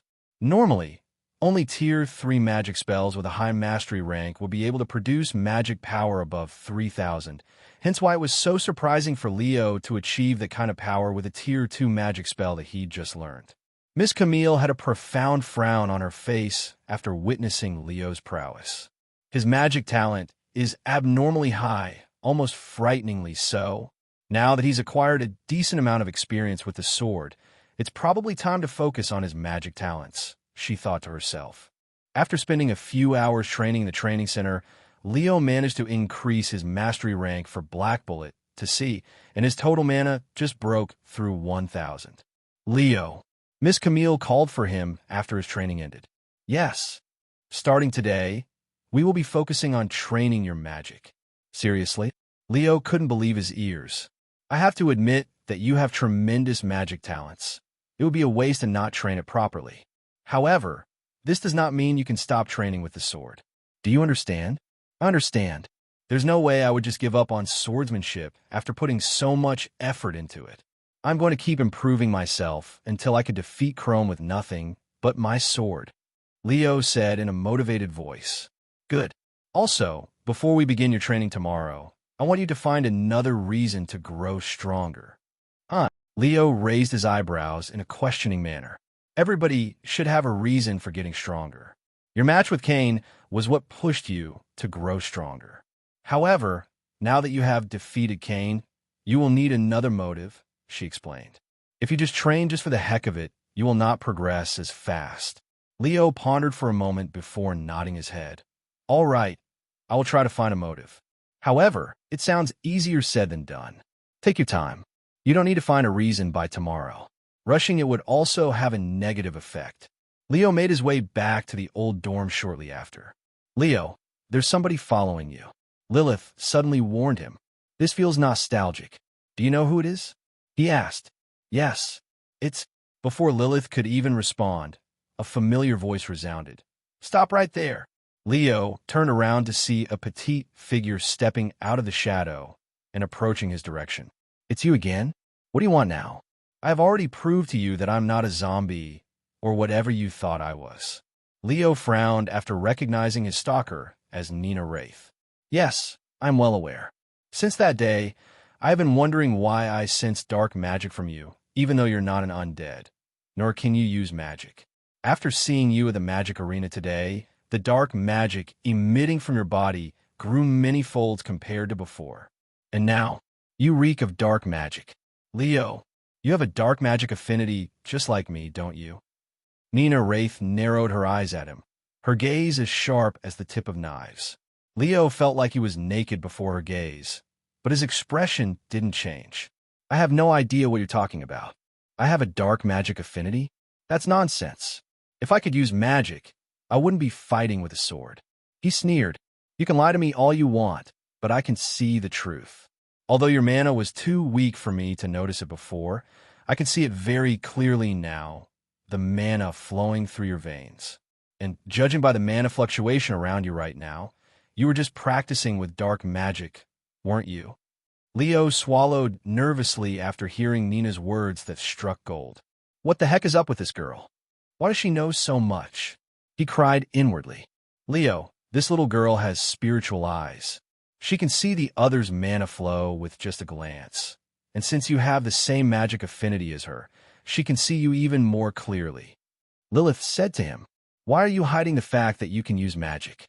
According to the rumors that I have heard, you have never used magic since you came to the academy, so everyone believes that you're a cripple.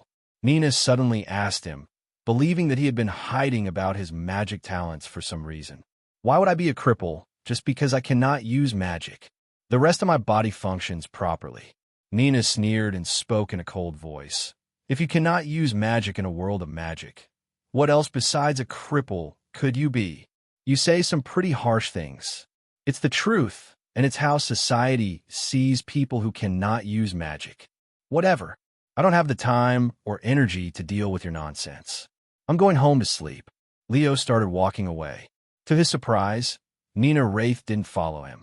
She merely watched as his back disappeared from her view.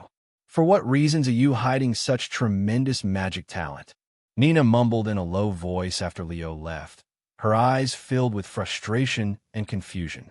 Although the other students and teachers cannot see what Nina Wraith sees from Leo, including Miss Camille and Headmistress Eve, in Nina Wraith's eyes, Leo is constantly surrounded by an overwhelming dark aura that sends chills down her back whenever she looks at him. My dark magic affinity pales in comparison to his dark magic affinity, yet he's acting as though it doesn't even exist.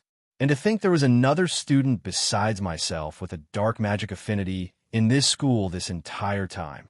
How frustrating. After stomping the ground a few times like a child in a tantrum, Nina Wraith disappeared into the shadows. The following day, Nina Wraith went to the infirmary.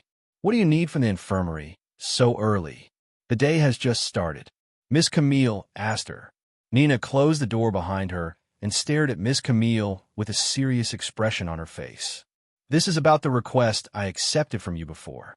Nina spoke after a moment of silence. Miss Camille immediately narrowed her eyes and stared back at Nina with a threatening gaze. I thought we had an agreement to never speak of this again after we finished our business. Miss Camille spoke in a cold voice. No, I agreed to not tell anyone else about our deal. I never said anything about forgetting it. Nina's face remained as tranquil as a still lake despite being pressured by Miss Camille's gaze. And she continued to speak. The reason you had me check on Leo was because you suspected that he could use magic, specifically dark magic, right? Why else would you choose me out of everyone in the academy? Ew. Miss Camille was dumbfounded by Nina's words. After a moment of silence, Miss Camille sighed, Since you already know, there's no point in trying to hide it from you. I already knew that Leo had a magic affinity for dark magic, so that is not the reason I asked you to do that job. That's all I'm going to tell you. What are you going to do with this information? Tell the entire school that Leo can actually use magic. Why would I do something like that? Do I look like someone who would enjoy doing something that dull? I don't even gain anything from exposing Leo. Then why are you asking about Leo? Why do you care about him? Miss Camille asked. Because I am frustrated that he's throwing away such tremendous talents. His dark magic affinity should be at least S rank, so why is he playing around with a sword when he could be studying dark magic with me? Miss Camille's eyes widened slightly after hearing Nina's words. Are you jealous? She decided to ask. That's nonsense. I've never been jealous of anybody. Nina immediately refuted such claims. That's only because you had no reason to be jealous. You're the only student with a dark magic affinity in this entire academy, so you had nobody to compare to. However, now that you realize there is actually another person with a dark magic affinity in this school, who even has more talent than you, you're experiencing jealousy for the first time, and you're worried that he might steal away your uniqueness within the academy. Shut up. I'm not jealous, Nina shouted, her eyes starting to get moist. Seriously? That infamous Nina Wraith, who is known for lacking emotions, is on the verge of crying over something like this. Miss Camille was dumbfounded by Nina's reaction. I get it. You're not jealous, Miss Camille sighed. Anyways, if you're not jealous, why do you care so much about Leo? I want him to help me with my experiments. There are some things that I cannot achieve with my A-rank dark magic affinity, so I want him to do it for me, she said, revealing her true reason for approaching Leo. You're really close with Leo, aren't you, Miss Camille? Can you convince him to help me? I will do anything you want. I will even return the necklace of the dead to you. Miss Camille rubbed her eyes and sighed. Sorry, but I cannot convince him to do anything. I am only helping him to recover his strength and treating his amnesia. If you want him to help you, then you will have to ask him yourself. Then is there anything that Leo wants? I will give him that thing in exchange for his help. I have no idea. You'll have to ask him about that by yourself as well. Nina gritted her teeth and tightened her small hands into a fist. Come to the training center today after school hours. Leo will be there. Whether you can convince him or not will depend on you. And you better not mention our business to him, because I will kill you if you do. Nina didn't say anything and left the infirmary shortly after. Which of necromancy? What a pain in the ass, Miss Camille sighed afterward. At the end of the school day, Leo went straight to the training center. While waiting for Miss Camille to show up, Leo trained his swordsmanship. Leo. Miss Camille's voice suddenly resounded when Leo was engrossed with his training. Leo stopped swinging the sword and turned to look at her, and his eyes widened with surprise when he saw that she wasn't alone. And Miss Camille? What is that little girl doing here? Leo pointed at Nina Wraith, who was following her from behind. This is Nina Wraith, and she has something to say to you, Miss Camille said. She looked at Nina and nodded slightly, gesturing for her to do her thing. Nina Wraith took a deep breath and approached Leo, who swallowed nervously after sensing the serious aura around her. What does she want now? He silently hoped to himself that she wasn't there to cause trouble. Leo, I want to buy your magic talents. Help me with my experiments, and I will do whatever you want in return. Huh? You want to buy my magic talents?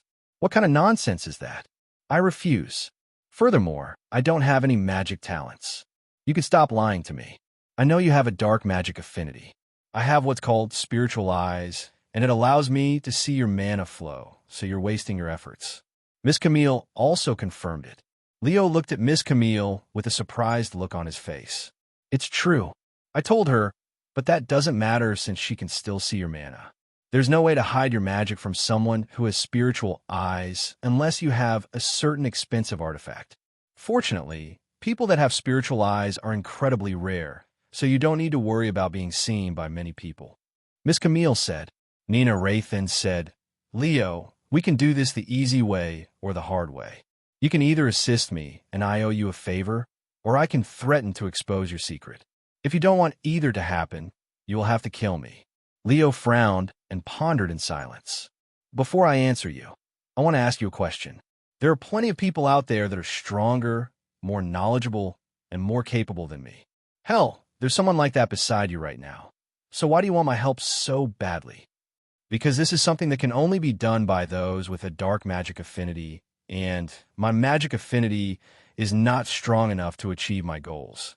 People with dark magic affinity are very rare, much less someone with your talents. You have an S-rank dark magic affinity, right? That's right, he nodded. Then you're the only one who can help me. What kind of help do you want from someone like me? I want you to help me resurrect someone, Nina said in a calm but chilling voice. W, what did you just say? You want me to resurrect the dead? Is that even possible? Leo was dumbfounded to hear such a ridiculous thing, but since this was a magic world, it might not be as ridiculous as it sounded. Miss Camille frowned and said, Nina, resurrection magic is exceptionally dangerous and also forbidden. As a counselor of this school and a retired adventurer, I cannot ignore such a thing. I don't care. You can expel me from the school if you want, but I won't stop trying to resurrect my mother, Nina Wraith said in a cold voice. Miss Camille turned silent. If I recall correctly, Nina came to the city with her mother 10 years ago, but her mother was attacked by a monster on their way here. Although the attack didn't immediately kill her, the monster that attacked her was highly venomous. Her mother died before they could even reach the city. Even if you successfully resurrect your mother, she will not be the same person you know. She will only be a soulless body that won't even know how to move. She won't remember you, nor will she act like your mother. Do you still want a mother like that? Miss Camille asked her a moment later. We won't know until we try, Nina stubbornly said. No, we know. Nobody has ever been able to successfully resurrect a human. Even vampires that are known as creators of dark magic cannot resurrect humans. Nina Wraith gritted her teeth and said, I don't care. I'm going to do it no matter what you say to me. Leo, it's time for you to decide. Will you help me or not? If you help me, I will give you anything you want. My body, my heart, my soul, anything. Leo was speechless.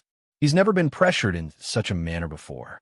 Suddenly, ding, you have received a special quest from the magic system. Quest, help Nina Wraith. Description, help Nina Wraith resurrect her mother. Time limit, not applicable. Reward, 100,000 magic experience, 500 magic point. Warning, failure to do so will result in a penalty. Leo's eyes widened with shock after seeing this special quest given to him by the system. Are you serious? Why does the system want me to help her? I will even be penalized if I don't help her. That's outrageous. The fact the system could punish him for not doing the quest terrified Leo. He has always thought that the system was there to help him, yet he was basically being threatened to do something at this moment. I always had a feeling that there could be punishments for failing the quests, but I didn't want to test out such a theory. What kind of penalty will I have to suffer if I fail this quest? It must be pretty bad if the system is giving me a warning. After a moment of silence, Leo sighed. All right, I will help you. Really? Nina Wraith's eyes flickered with hope. Leo, do you have any idea what you're getting yourself into? Even if you feel bad for her, you must not mess with resurrection magic. If the Adventurers Guild or the government finds out about it, you could be punished with death. Miss Camille immediately tried to convince him to change his mind. Leo showed her a bittersweet smile. He didn't know what to say to her. What was he supposed to say?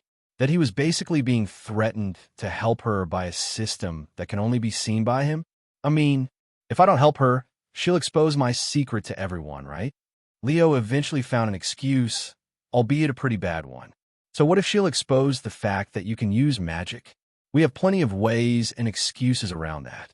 However, you won't be able to bullshit your way out of messing with resurrection magic. Miss Camille, you told me that necromancy magic is allowed in this world. So why is resurrection magic not allowed? Aren't they basically the same thing? I mean, the concept is pretty similar, he asked her. Necromancy magic and resurrection magic are two completely different things. You summon the dead with necromancy, but with resurrection, you revive the dead. Even if you say that, I'm sorry, Miss Camille, but I want to help her. I doubt I will even be able to actually use resurrection magic. After all, I can barely use Tier 2 magic spells. If you help her with resurrection magic, then I will stop training or helping you. You promised that you would never betray me. You're already breaking your own promise. What? That's not fair. I am definitely not betraying you. I just want to help this little girl who is clearly mentally unstable. If I don't help her, God knows what she might do to herself or others. I've had enough of this nonsense. Go help her if you want. Just remember that if you help her, we're through. You and me. Miss Camille turned around and left the room in anger. Leo was speechless. The end of their situation seemed almost like a breakup between lovers. I'm sorry, I didn't mean for this to happen, Nina said in an apologetic voice afterward. Forget it. I have no choice but to help you anyway. He shook his head. Anyways, tell me more about this resurrection magic. Just so, I can only use Tier 2 dark magic right now, so it might be a long way before I can use such powerful sounding magic. Resurrection magic is a special kind of magic. It can be used by anyone as long as they meet 2 requirements: having a strong enough dark magic affinity and having enough mana to cast it. Magic spells like this are often referred to as Tier 0 magic. Nina explained. Tier 0 magic, huh? Although I might meet the first requirement, the second requirement is definitely a no-go. I won't have enough mana. He said, That's fine. I have a way around your mana, but just in case, how much mana do you have right now? Around 1,000, he said. What? That little? Even though you have such a strong mana flow. Nina reacted with bafflement. I told you. I've only started using magic a month ago. He shrugged. Damn it. You'll need at least 9,000 magic for this to work. Do we really need to do this now? We can do it once I have enough mana. That will take too long. Even with your talents, you'll need at least 1 year to acquire that much mana. Leo pondered for a moment before speaking. Give me a month or 2. I'll be able to get 9,000 mana. Seriously? How are you going to do that? Nina doubted him. I have my ways. If you don't believe me, we could just drop this whole thing. Fine, I will wait. One more thing, Leo suddenly said. Because of you, Miss Camille is angry at me and will even stop helping me. She was supposed to help me train my magic. How are you going to compensate me for this? If it's just magic training, I can help you with that. Nina said in a calm voice. You're barely older than I am, and you're just a student like me. He exclaimed. So what? I am still a witch and one of the top students in this academy. Although I might not be as powerful as someone like Miss Camille, I am very capable with magic. And knowing Miss Camille, she will eventually calm down. Unbelievable. Leo rubbed his eyes in a stressed manner. Miss Camille has been a huge help to him since the beginning, and she was not wrong in trying to stop him from messing with dangerous magic, so he felt very guilty for not listening to her. However, it was not as though he had a choice due to the system that basically forced him into helping Nina. If this Miss Camille is anything like the one back in my old world, things will eventually work out like usual.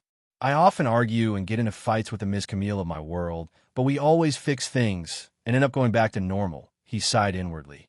Meanwhile, Lilith watched the whole drama from above with a profound expression on her face. Resurrection magic, huh? Will he be able to pull it off? This will be exciting. She smiled inwardly. After leaving the training center, Miss Camille went straight home with an angry frown on her face the entire way. Once she got home, she went to one of her cabins and retrieved a bottle of alcohol. That ungrateful little brat. How dare he choose that little girl over me, after all that I have done for him? She popped the bottle cap and started drinking mouthfuls of the alcohol, quickly getting drunk. Damn you, Leo. You'll regret this. She stopped drinking for a moment to curse him before putting the bottle back in her mouth. Do you want to start training now? Nina asked Leo sometime after Miss Camille left. No, I'm not in the mood to train today. I still have a lot of things to think about. See ya. Leo left the training center shortly after. After returning to his room, Leo looked at Lilith and asked her, What do you think about this whole resurrection situation? Resurrection magic isn't something humans should mess around with, she said. To tell you the truth, I don't understand why you would help that little girl. Is she, who has only caused trouble for you, more important to you than Miss Camille? What? Of course not. However, I have my own reasons. Even if I don't want to help her, I am being forced to help her. Who's forcing you? Nina? Even if she exposes your secret to the world, what about it? It's not that strange for Leo, who has disappeared for 3 months, to suddenly be able to start using magic. A lot can happen in 3 months, and there are many phenomena that occur in this world that nobody can explain. Your existence is one of them, Leo. I couldn't care less about Nina's threats. Something else is forcing me to help her. He sighed. Something? What is? She asked. Leo did not immediately respond and pondered. Since nobody besides myself can see or hear her, it should be fine if I tell her about the magic system. Hopefully. He eventually came to a decision. What I'm about to tell you is going to sound crazy, but it's true, Leo said with a serious expression on his face. Let's hear it. Lilith smiled. Leo took a deep breath and proceeded to tell Lilith about the magic system that has been assisting him from the shadows. Lilith had a dumbfounded look on her face by the end of it. So, you're telling me that you have this, system that only you can see and interact with, and it's forcing you to help Nina, or you'll be punished? She asked him for confirmation. That's right. It sounds crazy, right? I mean, of course, but it's not that ridiculous if I think about it. After all, you came to this world from another world. Furthermore, this system sounds like advanced technology which already exists in this world to a certain extent. Huh? What do you mean? Leo asked with interest. There is something called a brain chip in this world, where you can implant some kind of chip into your brain, which allows you to see things that only people with a brain chip can see. What kind of sci-fi bullshit is that? I thought this was a magic world. It is a common trope for worlds with magic to have weak technology.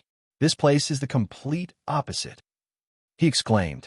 I have no idea what you're talking about, but that's just how it works here, I guess. Lilith shrugged. Hey, Leo, why don't you just tell Miss Camille about the magic system?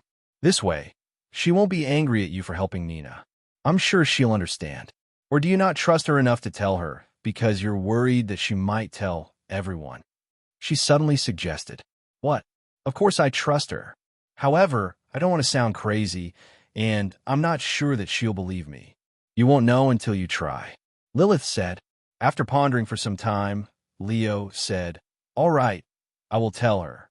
It'll be more convenient for me if she knew about it, since she could help me if I ever need it. That's what I'm talking about. Lilith smiled. By the way, regarding resurrection magic, although no humans have ever succeeded in resurrecting another human, vampires have been able to do so before. So Miss Camille was wrong about that. What? Seriously? Yes, but only certain vampires with a certain bloodline could do so, and they're some of the most powerful vampires out there. Is that so? Anyways, tell me more about this magic system, Leo. It sounds so interesting. Lilith suddenly said, I refuse, and I'm going to look for Miss Camille now to tell her about the magic system. Leo quickly left his room and searched for Miss Camille. She should have went home after she left, right? He decided to visit her home since that was the only place he could think of. After signing out of the gate, Leo took a taxi to Miss Camille's home. Fortunately, he'd seen and memorized her address when she became his sponsor. About 15 minutes later, Leo paid the taxi fee and approached Miss Camille's address. Seriously? She lives in this mansion? Leo was stumped when he arrived at a massive building. He double-checked the address of the place, just in case he messed up. This is definitely the address Miss Camille had written down. After taking a deep breath, Leo pressed the doorbell outside the gate. A few rings later, an unfamiliar female voice resounded. This is the Light family's household. Who am I speaking to? Hello. I'm not sure if I am in the right place, but I am Leo, and I am looking for Miss Camille. He spoke through the microphone near the doorbell. Leo, the female voice repeated, sounding a little annoyed. She sounds annoyed, or maybe it's just me, he thought to himself. I will open the gates. Wait a moment. A few seconds later, the gates opened. After entering the property, Leo walked to the mansion in the distance. Before he could even reach the door, someone opened it and walked out. This person was an elegant young lady wearing a maid outfit. She had short black hair and a pair of round, blue eyes that glistened like a jewel. Who is this girl? Leo didn't recognize her. I'm Lady Camille's maid, Sophie. What business do you have with my lady? Whoa, Miss Camille has a maid? Seriously? Leo felt a little envious. I have something important to tell her. Can't you just tell her tomorrow? I can, but I don't want to. I think it would be better for the both of us if I told her about it as soon as possible. Unfortunately, I don't think Miss Camille will be able to hear what you have to say today. What? Why not? I know she's angry at me, and that's completely my fault, but that's exactly why I need to speak with her as soon as possible. That's not why she won't be able to speak to you. Then what's the reason? He asked. Sophie remained silent for a moment before speaking. I think it would be better for you to see for yourself. Follow me. Leo had an uneasy feeling in his guts about this, but he followed her into the building regardless. Shortly after entering the mansion, Leo could hear some muffled noises coming from the second floor. As he got closer, he could hear someone shouting at a low volume. How dare he betray me? Was that Miss Camille? He swallowed nervously. Sometime later, Sophie stopped in front of a door and turned to look at Leo. Miss Camille is behind these doors. However, don't open the door until I tell you to do so. After saying these words, she proceeded to take a few steps away from the door. You may open the door now, but you should watch your head. Leo raised an eyebrow at her words. After taking a deep breath, Leo slowly opened the doors. Whoosh! Before he could even see the inside of the room, something flew right past his face before smashing the wall behind him. Leo turned to look behind him in a stiff manner. What the hell? A bottle of wine, he said inwardly after seeing the bottle of smashed wine on the floor and the wall that had been stained in red. He quickly opened the door to see the situation inside, and to his absolute shock, it was a complete mess inside. Most of the furniture were turned, and there were glass bottles all over the floor and table. The place looked like it had been ransacked by robbers. However, the most shocking of all was the person inside. Miss Camille, who always appeared dignified and noble, was in an absolute mess.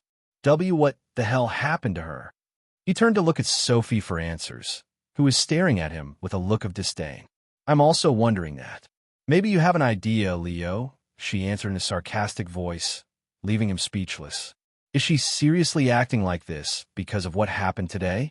Isn't she overreacting a bit? She's acting like someone had killed her parents. He cried inwardly. Why is she acting like this? I know I angered her a little today, but this is just too much. Leo quickly closed the door and looked at Sophie. What do you know about Lady Camille? She usually keeps her emotions bottled up, but because of that, when she gets too emotional, all of her suppressed emotions will burst out like a volcano. Also, she's not very good with alcohol, which makes things worse. Sophie explained, and she continued, Thanks to you, I will have a lot of cleaning up to do later. Sorry. How long will she remain like that?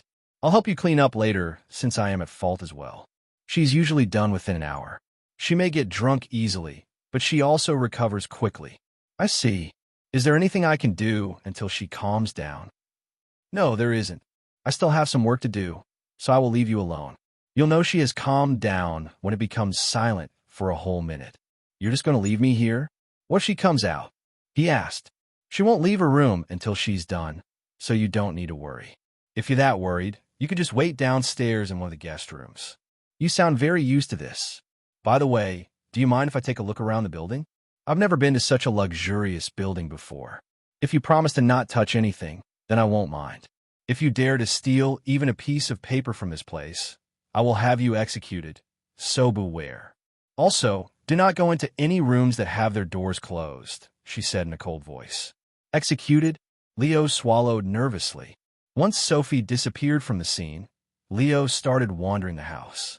Compared to my Miss Camille's little apartment, this place is like a freaking castle. Aren't parallel worlds supposed to have very minor differences between each other? This place is on a whole other level. He thought to himself, and even though he was alone, Leo had a feeling that someone was constantly watching him. It's probably Sophie. I knew she wouldn't let a stranger like me wander around so freely. He smiled inwardly, not feeling worried at all. After wandering around the building, Leo made his way back to the room with Miss Camille.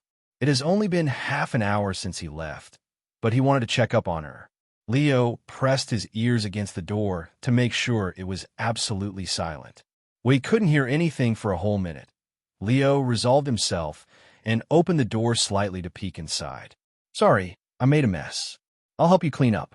Miss Camille's voice resounded, mistaking Leo as Sophie. Leo didn't say anything and peeked his head through the door to look inside the room. He could see Miss Camille lying on the couch with her eyes closed. "Say something, Sophie." Miss Camille opened her eyes and turned to look at the door when nobody responded to her. Her eyes widened with shock and disbelief when she saw Leo's face. However, she didn't immediately recognize him. After taking a moment to recognize Leo, she jumped up and shouted with a flushed face, "El Leo? What are you doing here?" "Hey, I wanted to speak with you, so I came here," he said in an awkward voice. "You couldn't wait until tomorrow to tell me? How do you even know where I live? I saw your address when you helped me register at the Adventurers Guild." Miss Camille turned silent for a moment before speaking in a low voice. "Leo, how long have you been here?" I just got here." Leo decided to lie. "You're lying." Miss Camille didn't believe him. Really? I just got here. I am not lying, and I'm going to kill you." Miss Camille's eyes flickered with killing intent, and she even summoned her spears. "Lady Camille, please reconsider using magic in the building. It'll only be more work for me if you kill him, since I'm going to be the one cleaning up his corpse." Sophie suddenly appeared behind Leo and said, Sophie, why did you let him inside? What if he was a spy? Or an assassin?" Sophie glanced at Leo and scoffed. "He looks too weak to be either of those. And if he tried anything funny, I would have killed him on the spot." Leo swallowed nervously after hearing her words. "What kind of maid is she? She seems even more dangerous than Miss Camille." He cried inwardly. Miss Camille took a deep breath and released it in a long sigh before deactivating her magic. She narrowed her gaze at Leo and spoke a moment later. "If you dare tell anyone about what you saw today, I am going to kill you. My lips are sealed. I promise." He swore, "As if I can believe your words anymore." Leo sighed before speaking. "I am here because I wanted to talk to you about that. I didn't agree to help Nina because I wanted to, but because I was forced to." "Can we talk alone?" Sophie interrupted. "Lady Camille, I would like to clean this mess up before dinner, but I won't be able to do that with you here." "Then I will help you clean. This isn't the first time you've had an outburst. You'll only get in my way like the last time. I can deal with this myself." "Sorry, I'll make it up to you." Miss Camille said to Sophie before going to another room with Leo. "Is she really your maid? Besides her uniform, she doesn't feel like a maid." Leo asked out of curiosity. "That's just her hobby. She's actually my cousin. Anyways, did you come here to talk about Sophie, or did you want to speak with me?" Miss Camille stared daggers at him. "Before I start, I would like to apologize to you. I know you only said those things to me for my own good, but I ended up making you angry. Sorry." Leo lowered his head and apologized in a sincere voice. Miss Camille was not expecting such a sincere apology and was taken aback by it. Whatever. Just tell me why you agreed to help Nina." Resurrection magic is incredibly dangerous and considered forbidden magic because it's associated with vampires, so you better have a very good reason. Leo nodded with a serious expression. He took a deep breath and spoke. "This is going to sound crazy, but I want you to believe me when I say that." He proceeded to tell her about the magic system and the quest that it gives him. Miss Camille was speechless by the end of it. She wanted to yell at him for making such an outrageous excuse just to help Nina, but when she thought about Leo's existence, she couldn't say with confidence that he was lying either. "I get the gist of what you're saying, but I have a lot of questions. First of all, where did you get this magic system?" "I don't know. I saw it for the first time after you did the magic affinity examination on me, but it could have existed before that. Do you remember when I asked you about the floating texts, but you claimed that I was only hallucinating?" "Yes, I remember." The frown on her face grew deeper from thinking. After a moment of silence, she asked him, "What other functions does this magic system have besides giving you quests?" "I can use the points that I get from completing quests in the magic shop, where I can increase my magic power and mana capacity alongside other stuff." No wonder why his magic power increased so suddenly that one time. It was all because of this magic system. Is this phenomenon also the reason why he's so talented? Or maybe his talent is the reason the magic system chose him. Just where did he acquire it? In his previous world? That's very possible. Miss Camille pondered to herself. So this magic system is also the reason why you accepted Nina's request, right? She then asked. That's right. I received a special quest from a system when Nina asked for my help. If I refused, I would be penalized by the system for failing the quest. However, I don't know what kind of penalty I will receive, and I don't want to find out, so I had no choice but to help her. Miss Camille rubbed her eyes and sighed. All right, I have one last question for you. Can you prove the existence of a magic system? If you can, then I will believe you and forgive you for betraying me. Leo pondered for a moment before nodding. I can, but it might take some time. I am currently saving up magic points to buy more mana for myself. You can gauge my mana capacity before and after I use the magic system. If that's not enough, I can prove it to you when I unlock another magic affinity through the system. W8. You can acquire more magic affinities through the system. Miss Camille was shocked to hear this. Yes, that's how I got my wind magic affinity. He nodded. Does it have a limit? She asked after swallowing nervously. I don't know. Miss Camille turned silent again to ponder. If this magic system is real, then his potential is truly unlimited. He could even become the most powerful individual in this world. With his magic system, humans will finally have a chance to get rid of the vampires and monsters that plague this world. She couldn't help but feel excited about a potential future where humans no longer have to hide in fear like rats within the city walls. Looks like everything went well. Leo sighed in relief inwardly. He had been nervous about telling Miss Camille the truth about his magic system, mostly because he didn't know how she would react to it. Fortunately, he listened to Lilith's advice and spoke to her. Now what, Miss Camille? Leo asked her some time later. She pondered. As much as I don't want him involved with Nina or her resurrection magic, I don't want him to be penalized by the system. If the system decides to stop helping him because of this, it would be a tragic loss for humanity, and I would not be able to forgive myself for this. Due to the importance of the magic system and its potential, she did not want to risk losing it. I'm going to help you with your magic system. Since it's telling you to help Nina, you're going to help her. However, you won't be able to use resurrection magic with your current mana. You'll need at least 50,000 mana to even activate the magic circle. 50,000? Nina told me that I only needed 9,000. He exclaimed. Then she probably has an artifact that will give you more mana. For example, if I don't have enough mana to use a magic spell, I can simply borrow mana from an artifact. It's common practice. I see. However, I still need a minimum of 9,000 mana, and I only have a little over 1,000 right now. I don't know how much mana I will be able to get from my next purchase in a magic shop, but it should put me close to that amount, considering how much magic points I need to purchase it. How far away are you from making the purchase? Miss Camille asked. I only need to finish one more quest, but that requires me to kill 50 monsters. I'm already almost halfway done. Is that it? We can finish that this weekend, she said. Yes, that's all the quest I have for now, not including the special quest.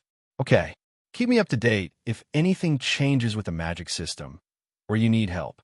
Since Leo willingly revealed such a huge secret to her, she felt obligated to assist him.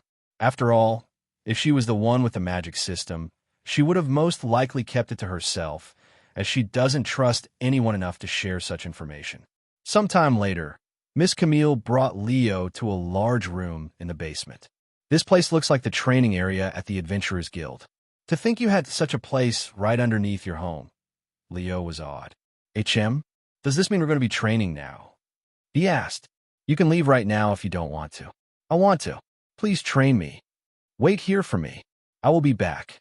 Miss Camille said to him before leaving through the staircase. Leo stood there in silence until she returned.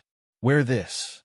Miss Camille handed him 2 rings that looked like it came straight out of a fantasy movie, a black and a red ring, both with a weird insignia on it. Elder's Ring of Regeneration and Elder's Ring of Empowerment. They're both S-rank artifacts. One boosts your mana regeneration, and the other increases the effects of your artifacts. With these 2 combined, you'll be able to use magic spells much more frequently. S-rank artifacts? And 2 of them at once? I'm afraid of asking, but I really want to know. How much did they cost? He asked her. I found one of them inside a labyrinth, and I bought the other one for $50 billion, she calmly said. F50? Leo was left speechless by the astronomical price. He was scared to even put these rings on his fingers after learning about their value. Are you sure you want to let me use such precious artifacts? They were my most used artifacts during my days as an adventurer, but now that I have retired, I rarely need them anymore. And it's not like I am giving them to you. I'm taking them back at the end of your training. Oh, of course. I would be in a constant state of paranoia if I had such valuable treasures with me, he exclaimed. Miss Camille retrieved a mana-absorbing dummy from her spatial storage and placed it in the center of the room. There's only one way to efficiently increase your mana capacity, by using mana. The more mana you use, the more your body adapts to mana, which will naturally increase your mana capacity. Also, magic spells that require more mana to use will increase your mana capacity faster than using magic spells that require fewer mana. So you should always use the magic spell with the highest mana consumption. She explained to him. Highest mana consumption, huh? That would be the Void Spear. Leo started tossing Void Spears at the dummy. He looked at his mana capacity after throwing his first Void Spear. 800/1021. He continued looking at it to see how effective the artifacts were. 825/1021. 850/1021. His mana regenerated by 25 every second, meaning that he only needed to wait 8 seconds to recover enough mana to use a Void Spear. My God, these two artifacts are freaking amazing. They definitely deserve to be rated S-rank artifacts. He cried with excitement after seeing the results. Leo proceeded to throw Void Spears at the dummy for the next few hours. By the end of the day, Leo's mastery rank for Void Spear increased to E, and his mana capacity increased by 120. Here you go. Leo handed the artifacts back to Miss Camille at the end of his training, feeling a little reluctant to let them go. Since you're already here, why not stay for dinner? Miss Camille suddenly said to him after taking back her artifacts. If you don't mind. He nodded. After returning to the first floor of the mansion, Miss Camille called for Sophie. We'll have a guest for dinner tonight. I understand. Sophie nodded, but she looked at Leo with a dissatisfied expression when she spoke. Once she left, Miss Camille said to him, Dinner won't be ready for another half hour. You should go clean your body before then. Did you bring another pair of clothes? Yes, I carry around all of my stuff now that I have the spatial ring. Miss Camille showed him the bathroom a moment later before leaving him alone. Go downstairs to the first floor after you're done. The dining room is to the right. Okay. He nodded, even though he already knew the location from the tour earlier today. After cleaning himself in a large bathroom that looked more like a spa, Leo changed into clean clothes before making his way to the dining room, where Miss Camille was already sitting at the dining table. I've been wondering about this for a while now, but are the two of you the only ones living in this mansion? He asked her. Yes. What about your family? They're in another city, she calmly said. I see. Leo had a feeling that she didn't want to talk about her family, so he stopped his questions there. Tell me about the me in your world, her personality and whatnot. Miss Camille suddenly said. You want to know the difference between the two of you, right? No problem. He smiled. First of all, the two of you have a pretty similar personality. You're both strict and always serious, and even though you seem cold and uncaring on the outside, you're actually the opposite on the inside. The Miss Camille I knew wasn't a drinker, and she didn't live in such an exaggerated home. Although she has her own outbursts at times, it's nothing compared to you. I guess you can say that you're a little more emotional than her. Miss Camille frowned after hearing such words. When Leo saw this, he quickly changed topics. Anyways, my Miss Camille also worked in the infirmary. She likes spicy food, but hates bitter food. She has a hobby of collecting rare crystals, and Leo spoke about the Miss Camille of his world without pausing to ponder, almost as though he knew everything about her from heart. It sounds like you like her very much. Miss Camille spoke some time later. Well, she was the only person in the whole university who would listen to my complaints and cared about me getting hurt. At first, I would only go to the infirmary to get treated for my injuries after fighting with the bullies, but I eventually realized that Miss Camille was just as lonely as me, so I started going to the infirmary whenever I could just to spend time with her. She was both my friend and my counselor. If it weren't for her, who helped me get through most of my darkest times in the university, I wouldn't have survived this long, probably. Leo said with a somewhat lonely smile on his face. I see. So that's why he has so much trust in me. However, I'm not the same Camille that he knows and trusts. So why does he put so much trust in me? Is it simply foolishness, or is it something else? Miss Camille wondered inwardly. Regardless, at least I know the reason behind his trust now. If it's him, perhaps I won't have to worry about being betrayed by someone for the first time in a long time. Sometime later, Sophie showed up at the dining room with dinner. When that happened, they stopped their conversations and focused on the food in front of them. Heavens, this food is amazing. Did you really cook this all by yourself? I have never eaten anything this delicious before. Leo praised Sophie as he stuffed food into his mouth. Sophie looked at him with a disgusted face, almost as though she was looking at a barbarian. Maybe I should come here more often for dinner, Leo mumbled to himself. Don't you even think about it. Sophie glared daggers at him. He quickly looked away and focused on the food. After dinner, Miss Camille said to him, I will drive you back to the academy, or I can just sleep here tonight. He winked at her. Seeing Miss Camille frown, he quickly continued, I'm just kidding, of course. The two of them drove back to the academy shortly after. On their way there, Leo asked her, Since I told you about my relationship with the Miss Camille of my world, it's only fair for you to do the same. Tell me about your relationship with the Leo of this world. Miss Camille silently pondered for a moment before speaking. Just like you, I first met Leo when he came to my infirmary with injuries all over his body. Leo would always get into fights with the magic students, and he was also an adventurer, so he would almost always show up to the infirmary every day without fail. But as he got stronger, his injuries lessened. However, he still visited the infirmary every day just to tell me about his day. I don't know why he keeps on returning, and I found him annoying at first, especially when he resembles someone I once knew. Someone you knew? Who? Leo asked. After a moment of hesitation, she spoke in a low voice, My older brother. Huh? You have an older brother? The Miss Camille I knew also never mentioned having a brother. I used to have one. He died, and he was around your current age when he died. I was only 7 years old then. I'm sorry. It's fine. It's been 2 decades since his death. Is your older brother the reason you became an adventurer at such a young age? He asked. It's half of the reasons, she calmly said. Leo didn't continue to question her situation any further, as he felt that he was digging too much into her background. So, I resemble her older brother. Huh? Is this why she agreed to help me? He wondered inwardly. Before dropping him off at the academy, Miss Camille said, Meet me tomorrow at the training center, as usual. What about Nina? I will deal with her. All right. When Miss Camille returned home, Sophie approached her with a conflicted look. I think I understand why you care so much about this Leo now, Lady Camille. Sophie said to her, Let's hear it. Miss Camille's face remained tranquil. That Leo, he's a splitting image of your older brother and my cousin, Leon Light. Even his name is almost the exact same. You're wrong. Miss Camille responded in a cold voice. I'm tired. I'm going to sleep now. She walked right past Sophie and then to her own room. Sophie did not stop her and watched as she disappeared. Leo, I have heard of him before, but that was my first time seeing him in person. If I didn't know any better, I would have definitely mistaken him for Leon. What a creepy resemblance.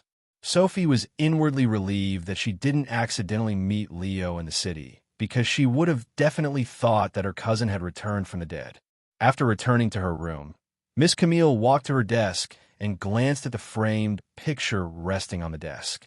There were 2 people in this picture, a child that looked like Miss Camille 20 years ago, and kneeling right beside her was a handsome young man with short black hair and a gentle expression. If Leo saw this picture, he would have thought that he was the one in the picture. After staring at the picture for a moment, she placed the photo down and prepared to sleep. Meanwhile, after returning to his room, Leo laid on the bed with a pondering look on his face. How did it go with Miss Camille? Were you able to tell her about the magic system? Lilith asked him. Yes, I did, and she seems to believe me. See? I told you that it would be fine. Lilith smiled. She then asked, So what's going to happen now? We're going to resurrect Nina's mother and get this quest over with.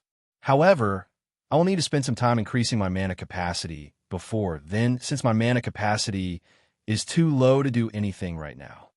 With Miss Camille training me, it shouldn't be too long, though. Well, good luck. I'm looking forward to it. You? Why?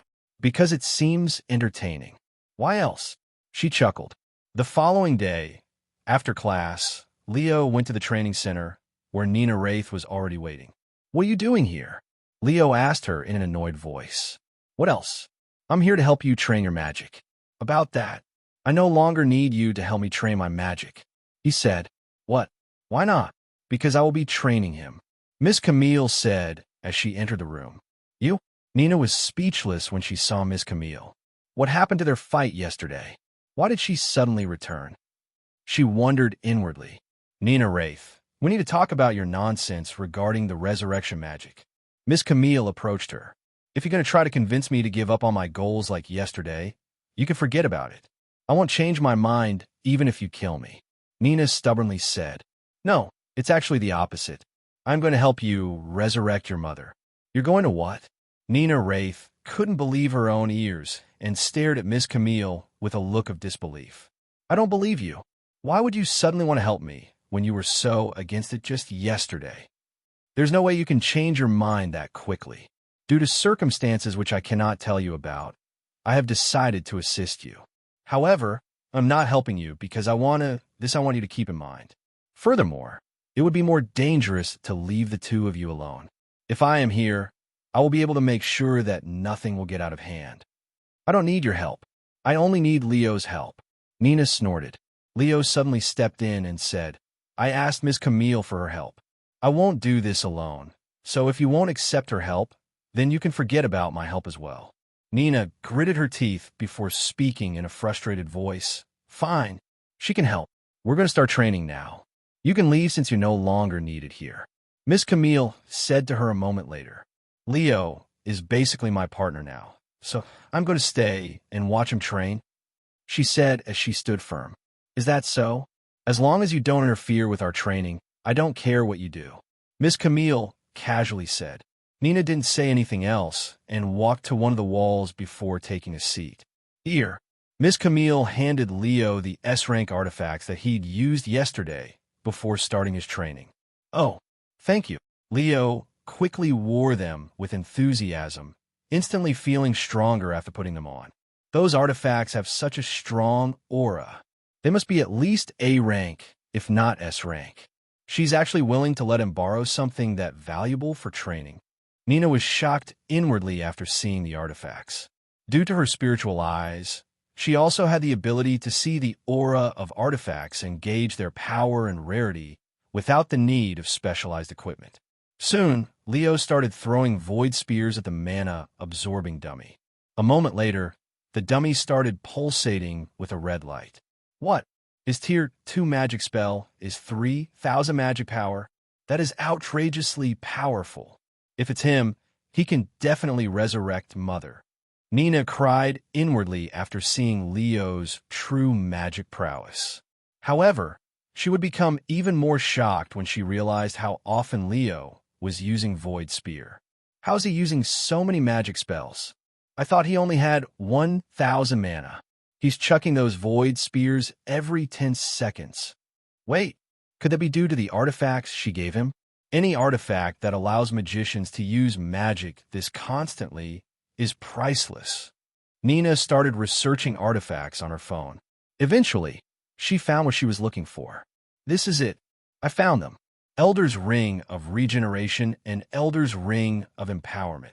These are legendary artifacts that once belonged to a powerful mage nicknamed Elder, and he was one of the strongest mages in this world. These artifacts even have a set effect. Nina's mind almost burned out from shock after realizing just how valuable the artifacts Leo was using for training actually was. Miss Camille is actually willing to lend these legendary artifacts to a student for his training? That is absurd. She's insane.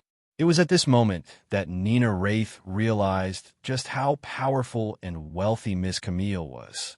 At the end of the day, Leo handed the artifacts back to Miss Camille, and his mana capacity increased by another 150. Then I will see you here again tomorrow, Miss Camille said before leaving the place. After Miss Camille left the room, Nina Wraith looked at Leo with raised eyebrows and asked, "Are the two of you secret lovers or something?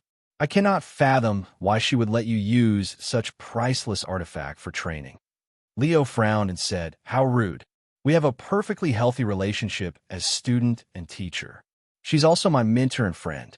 Is that so? I'm leaving," Leo said to her before leaving the room. After returning to his room, Lilith said, "It's not just that little girl. I'm also surprised that she allowed you to use those artifacts. And it's not because they're expensive. I don't know much about artifacts. Can you enlighten me as to why they're so valuable besides its ridiculous pricing?" He asked. All S-rank artifacts are valuable, but there are even rarer artifacts known as set artifacts. These kinds of artifacts will have bonus effects if you wield all of them at once. The ones Miss Camille have are from the Elders set, and they're amongst the best artifacts in the world. They're so valuable that you won't be able to buy them even with money. Miss Camille was probably an exception due to her reputation as the saintess. Those artifacts can get even more powerful. I cannot even imagine such effects. How many pieces are usually in a set? It varies depending on the artifact. Some only have 2 artifacts in a set, while some may have up to 5. Of course, the more pieces in a set, the more powerful it can become. That's pretty cool. Leo went to sleep shortly after, and for the next few days, Leo would spend most of his time training magic. His Void Spear's mastery rank increased all the way to D. As for his mana capacity, it was reaching close to 2,000. In less than a week, his mana capacity increased by almost 1,000. If the other students knew of this, they would definitely be shocked out of their minds. At the end of class right before the weekend, Professor Jasmine said to the students, "Due to the wilderness training course that will be starting soon, you will no longer have to attend classes until after the wilderness training course. However, this does not mean you can slack off. This time is meant for you guys to prepare yourselves before the training. If you underestimate the wilderness, you'll die. The team applications will start a week before the wilderness training course. Every team can have up to 4 people. If you have any questions, you can ask me after class. My phone number is also posted on the board for the times when I am not in the classroom." That's all. Class dismissed. The moment class ended, the students in the classroom surrounded Leo and started asking him to become teammates. "Leo, let's become teammates. I swear I won't drag you down during the training course. I will do anything you want if you join my team. How much do you want? I will pay you." Leo was overwhelmed by the students there. "The wilderness training course is more significant than I anticipated," he sighed inwardly. "Leo, you don't have to choose anyone from this class. You can form a team with the other classes as well. They're all just trying to take advantage of your amnesia, hoping that you wouldn't remember it," Lilith warned him. "Seriously? These assholes?" Leo cried inwardly after hearing Lilith's words. He stood up and said, "Sorry, but I need some time to think about this. Anyways, I am in a hurry, so if you'll excuse me." Leo quickly squeezed through the crowd before disappearing from the classroom. He got away. The students sighed when Leo left. After leaving the classroom, Leo went home to prepare for his trip to the wilderness before making his way to the parking lot, where Miss Camille was already waiting. "Sorry, did you wait long?" "No, I just got here. Are you ready to go? We're going to stay in the city for the weekend like last time." "Yes, I am ready." He nodded. They entered the car and drove straight to the city walls. There were new guards at the entrance this week, so Leo and Miss Camille had to show their ID.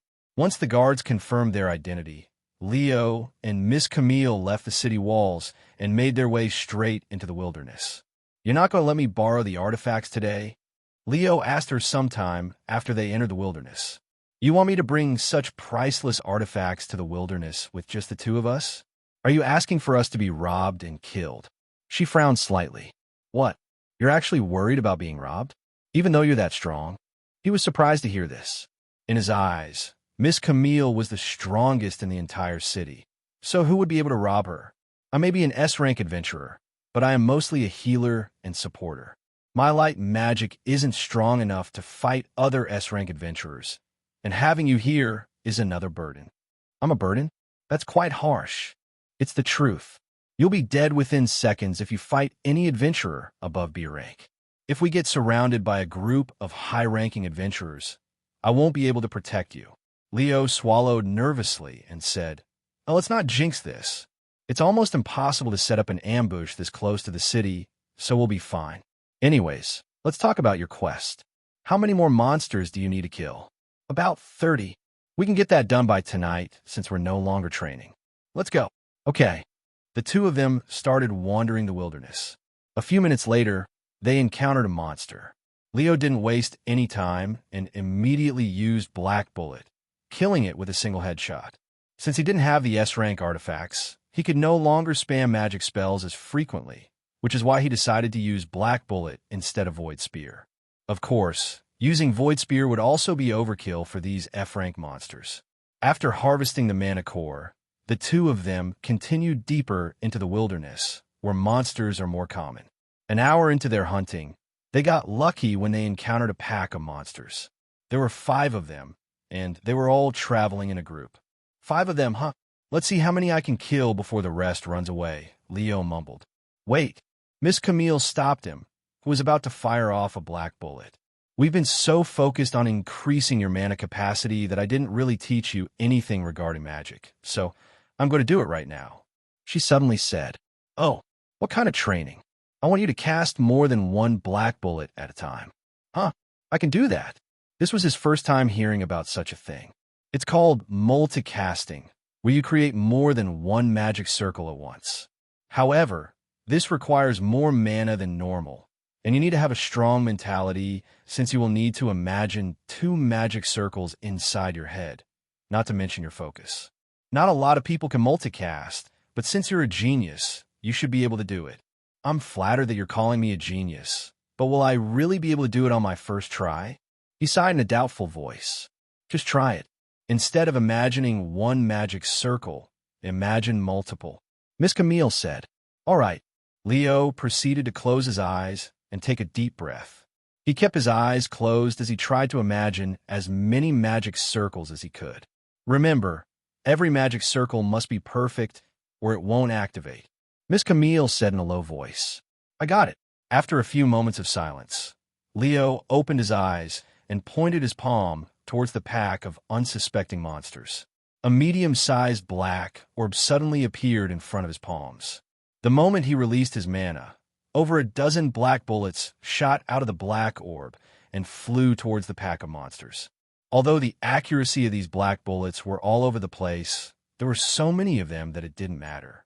The entire pack of monsters collapsed to the ground shortly after their bodies were riddled with holes from Leo's black bullets. Miss Camille stared at the scene with wide eyes. How many black bullets did he multicast? That was just like Kane's Tier 3 water barrage. And he did this on his first try? Is this the power of the magic system, or is this his own talent? She wondered with a dazed look on her face. Miss Camille had only expected Leo to multicast 2 to 3 black bullets at once, for at most, but it had shattered her expectations with over a dozen black bullets. This kind of talent was unimaginable even for a veteran like her. Wow, that was easier than I thought. However, I'm having trouble aiming so many black bullets at once. However, he was surprised when he saw that he'd lost nearly 500 mana from that attack. I only shot about 20 black bullets, yet it took over 500 mana. That's double what it would cost if I shot them one at a time. Sometime later, Miss Camille snapped out of her daze and spoke in a stiff voice, and not bad. But you need to work on your accuracy. Leo went to harvest the mana cores after killing the group of monsters with multicasting. As he collected the mana cores, Miss Camille spoke, There are 2 things that you must be wary of when training with magic. Magic control and casting speed. Magic control is basically your accuracy with magic spells.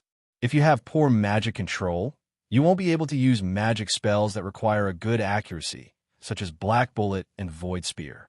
Casting speed is self-explanatory. In a match between 2 magic casters, the one who can cast faster will be at a massive advantage. Most people consider this to be the most important aspect as a magician, and it is often used to compare the difference between two magicians. Leo nodded and said, I am pretty confident with my magic control if I don't use multicasting. As for my casting speed, what do you think, Miss Camille? Let's just say that you would defeat most magicians when it comes to casting speed, she said in a stiff tone. That's good enough for me. He smiled. They continued to hunt monsters shortly after. You have completed a quest. Plus 5,000 magic experience, plus 25 magic points. You have received a new quest. Quest. Learn a new magic spell. Description. Learn a tier 3 or above magic spell. Time limit. 30 days. Reward. 6,000 magic experience, 30 magic points. You have received a new quest. Quest. Increase mastery rank. Description. Increase any 2x magic spell to mastery rank C. Time limit. 14 days. Reward. 5,000 magic experience, 25 magic points. At the end of the day, Leo barely managed to finish his quest after staying in the wilderness with Miss Camille until it was near midnight. I finished the quest, Miss Camille. All right, let's return to my house for now, she said. Okay. After returning to the city, Miss Camille drove them back to her own house. Let's go to the training room, Miss Camille said to him as they entered the building. They walked down to the training room in the basement. Leo could hear some loud banging noises as they approached the door. Is there someone else in there? He asked. Sophie usually trains at this time, she said. She trains during midnight? How diligent. Upon entering the training room, Leo could see Sophie fighting with an advanced training puppet while wielding 2 daggers in her hands. Wow, he subconsciously mumbled after seeing Sophie's beautiful and elegant movements that looked like she was dancing around the puppet. Not wanting to disturb her training, Leo and Miss Camille stood by the door and silently waited for her to finish. 10 minutes later, Sophie deactivated the dummy and wiped the sweat on her face with a towel. It was at this moment that she noticed their presence. Welcome back, Lady Camille. Do you want something to eat? She asked as she approached them. No, I'm fine. You can rest. Oh, before you do that, can you quickly organize our guest room? He'll be staying here tonight, since it's already too late to go to a hotel. I understand. Sophie glanced at Leo with an annoyed gaze before leaving the training room. Once they were alone, Miss Camille handed Leo a device that measured his mana capacity. Let me see how much mana you have now. Leo nodded and placed his hand on this device, which started absorbing all of his mana. A few moments later, Miss Camille read the results. A little over 2,000 mana capacity. Huh? When are you going to use the magic system to increase your mana? I could do it now, Leo said. He proceeded to open up the magic shop to make a purchase. Miss Camille watched as Leo stared at the empty air in front of him. It's truly bizarre. One would think that he's just staring blankly into space, but in reality, he's actually communicating with a God-sent entity that grants him unfathomable power. You have purchased increased mana capacity from the magic shop for 50 magic points. Your mana capacity has increased by 9,000. Mana, 10/11/020. Leo's eyes widened with shock when he saw how much mana he'd acquired from the purchase. I was only expecting around 5,000, but I actually got 9,000. I have over 10,000 mana now. What's the result? Miss Camille asked him afterward. My mana capacity has increased by 9,000. I have 11,000 mana now, he said in a dazed voice. What? Miss Camille shouted out loud in a state of shock, not daring to believe her ears. His mana increased by 9,000 almost instantaneously. How is that possible? Is a magic system really this powerful? How are you feeling? Do you feel sick at all? Since you'd suddenly acquired such a large amount of mana, it would be natural for you to feel sick. She asked him after snapping out of her daze. No, I feel completely fine. He shook his head. Here, drink this mana potion. Leo accepted the mana potion and chucked it down. Once his mana fully recovered, Miss Camille measured his mana capacity again. When she saw the result, her eyes widened with shock. Even though Leo had already told her the results, she couldn't help but still feel shocked when she saw it with her own eyes. See, can you increase your mana again through the magic system? She asked him a moment later. Yes, but the price of it has increased to 3,000 magic points. It becomes more expensive every time I use it. At this rate, it will take me at least another month or two to buy the next tier. He shrugged. Either way, that is still very good. He nodded. Now I have enough to resurrect Nina's mother. Miss Camille then said, Yes, but let's wait a little before we tell her. I want to make sure that we're prepared to deal with the undead. Undead? Leo raised an eyebrow. As talented as you are with dark magic, you won't be able to fully resurrect her mother. It's literally impossible, especially since it's been many years since her mother died, which makes things a lot more complicated and difficult. Furthermore, that Nina, I don't even know if she knows what she's doing. So what happens if I cannot fully resurrect her mother? Does she become a zombie or something like that? He asked. She will become a soulless being that will only act upon its bloodlust. When that happens, we will need to destroy her completely. Can something that cannot even think or have a soul have bloodlust? That doesn't make sense. When a soulless body has too much mana in their body, they will become like monsters, acting only upon their instincts. I see. Hopefully she won't do anything crazy if nothing goes her way. Leo sighed out loud. Anyways, before we retire for the day, do you have any new quests? Miss Camille asked him a moment later. Actually, yes, I do.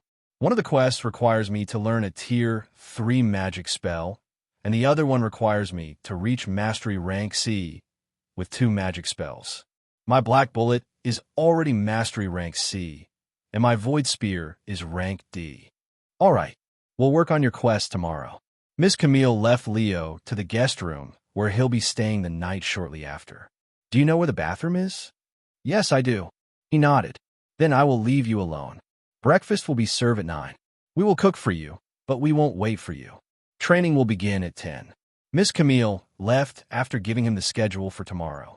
Once she left, Leo went to the bathroom to wash his body that was stained with monster blood and dirt. After shower, he went to his room and proceeded to scatter the mana cores that he'd gathered today on the bed, treating it as though it were some sort of ritual that brought him good fortune. He closed his eyes and quickly fell asleep. The following morning, Leo went to the dining room after his morning routine. Good morning, you two, he said to them as he took a seat before the table that already had their breakfast served. After breakfast, Leo went to the basement with Miss Camille for another day of training. I have completed one of the quests, Miss Camille, Leo said to her after seeing the notification. And he continued, I just need to learn a Tier 3 magic spell, and I will finish the other one. She nodded and said, I have just the perfect magic spell for you. Oh, I'm intrigued. He raised an eyebrow. You have enough offensive power for the moment, and you also have a defensive spell. However, Dark Shield should only be used during emergencies where you can't dodge the attack. Therefore, I'm going to teach you another defensive magic spell, but you'll be able to use this one more frequently. Miss Camille proceeded to hand him a pamphlet. Leo accepted the pamphlet and immediately opened it up to see a magic circle inside. After staring at the magic circle for almost a few minutes, Leo finally memorized the magic spell. That took a lot longer than usual. Looks like he isn't able to instantly remember any magic circles regardless of their tier. However, his speed is still groundbreaking and probably the fastest in the world. Miss Camille thought to herself after noticing this change. Most magicians would require at least 2 weeks to a month to fully memorize a Tier 3 magic spell. Yet Leo had managed to achieve such a feat in less than 5 minutes. You have learned the magic spell. Void Step. Void Step. Affinity. Dark/space. Tier 3. Mana. 500. Mastery rank F. You have completed a quest. Plus 6,000 magic experience. Plus 30 magic points. You have received a new quest. Quest. Kill monsters. Description. Kill 30 E-rank monsters using magic below Tier 2. Time limit. 7 days. Reward. 10,000 magic experience. Plus 50 magic points. You have received a new quest. Quest. Increase mastery rank. Description. Increase a Tier 2 magic spell to mastery rank B. Time limit. 7 days. Reward. 7,000 magic experience. 35 magic points. The magic spell is called Void Step. It's a magic spell that allows you to step into the void and teleport a short distance. Give it a try, Miss Camille said to him a moment later. He nodded and proceeded to try out this new magic spell. Once he was prepared, he took a step forward and used Void Step. He disappeared into thin air after taking his first step before reappearing about 4 to 5 steps away. Wow, that was neat, Leo exclaimed as he continued using Void Step around the room, teleporting several steps every second until he was almost out of mana. Although the distance isn't that impressive, it's more than enough to dodge crucial attacks and surprise the enemy. As you increase its mastery rank, you'll be able to travel further. Miss Camille said, "This is an amazing magic spell." "Thanks, Miss Camille," he said in an excited voice. Unbeknownst to Leo, this kind of magic spell wasn't public knowledge, not to mention its rarity. So Miss Camille had to spend a hefty amount of money to acquire it, costing her around $250 million. If Leo knew about this, he would surely be shocked out of his mind. After all, he had no idea that one needed to purchase magic spells in a world where magic is so widespread. Realizing Leo's lack of knowledge regarding their world, Miss Camille decided to lecture him a little. "Leo, you should be aware of something. You probably think all magic spells are free, but that's not the case. Although you can find most tier 3 and below magic spells in the Academy, that is a privilege only given to its students. People outside have to acquire magic spells through other sources, whether it be borrowing from others or buying them from markets." "Huh, really? Even though this is a magic world?" She nodded and continued, "It's exactly because this is a magic world that people want to profit off of magic spells. The more popular and widespread something is, the more people will try to benefit from it." Leo pondered for a moment and asked, "Since that's the case, won't I be able to earn a lot of money by selling the Academy's magic spells to outsiders? Or is that not allowed?" Selling the Academy's magic spells is highly illegal. If you're caught doing so, going to jail will be the least of your worries, so don't you dare think about it, even if you're about to be homeless. "I was just asking out of curiosity," he swallowed nervously. "Anyways, Void Step is a very valuable and rare magic spell. With that being said, I have already given you the magic spell, so you're free to do whatever you want with it, but I will still advise you to not share it with anyone," Miss Camille said a moment later. "Don't worry, I won't share it with a single soul no matter what." He patted his chest. Sometime later, Miss Camille asked him, "All right, what's your next quest?" "I need to kill 30 E-rank monsters using tier 2 and below magic spells, and I also need to increase the mastery rank of a tier 2 magic spell to rank B." Miss Camille nodded and said, "We can train your Void Spear in the wilderness tomorrow." Okay. The following day, Leo and Miss Camille went back to the wilderness. However, since Leo needed to kill E-rank monsters for his quest, they had to go a little further away from the city than usual. Eventually, they would encounter steel feather longlegs as often as sharp tooth wolves.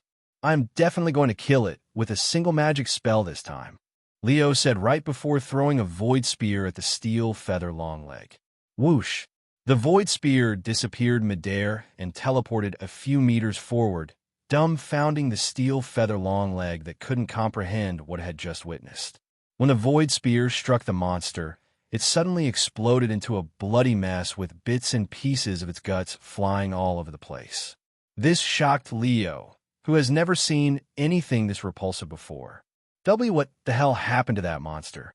he exclaimed after snapping out his daze.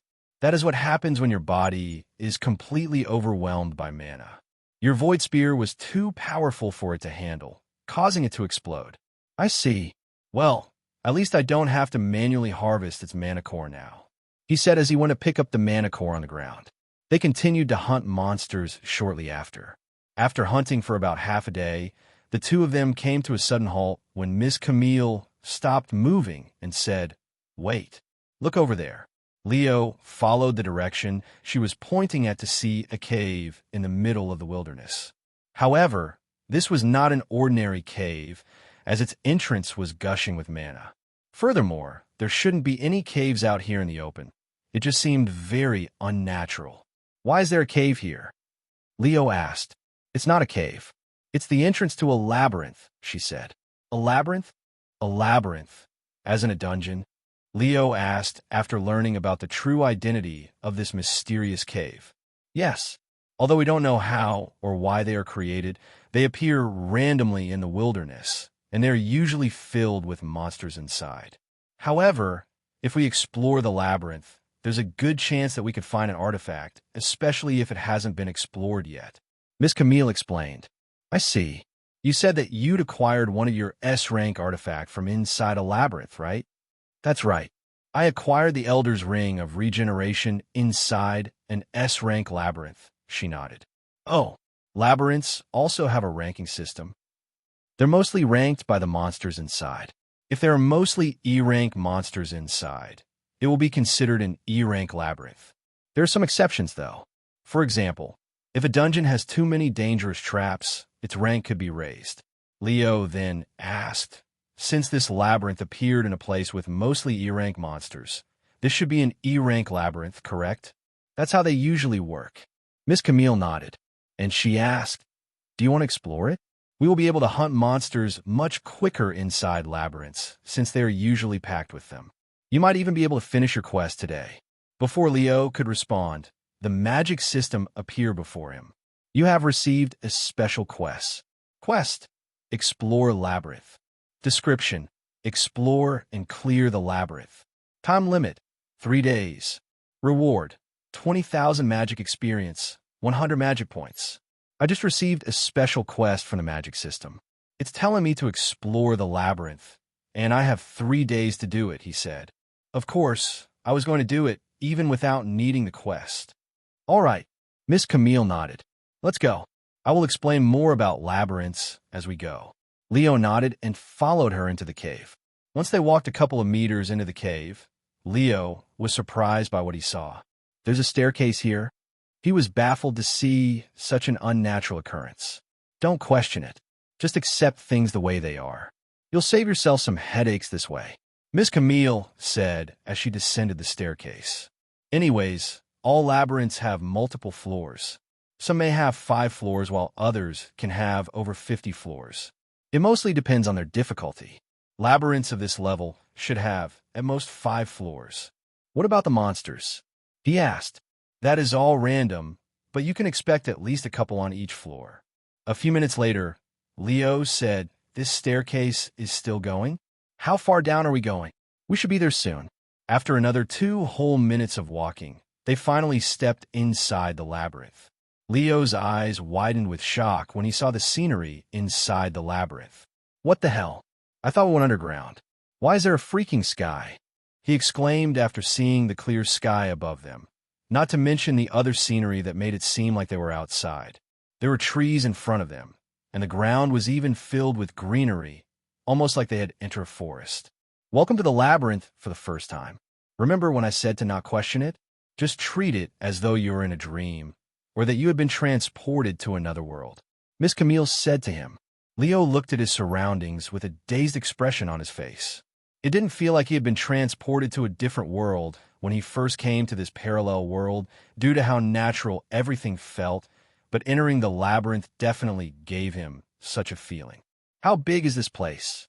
I can't see the end, he asked a moment later. This place is actually smaller than it looks. It's probably around 3 kilometers from one end of the room to the other, she said.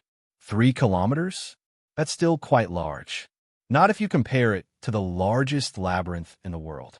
That place is so vast that nobody has managed to fully explore it even after 200 years, and it is estimated to be as big as this entire world. Seriously?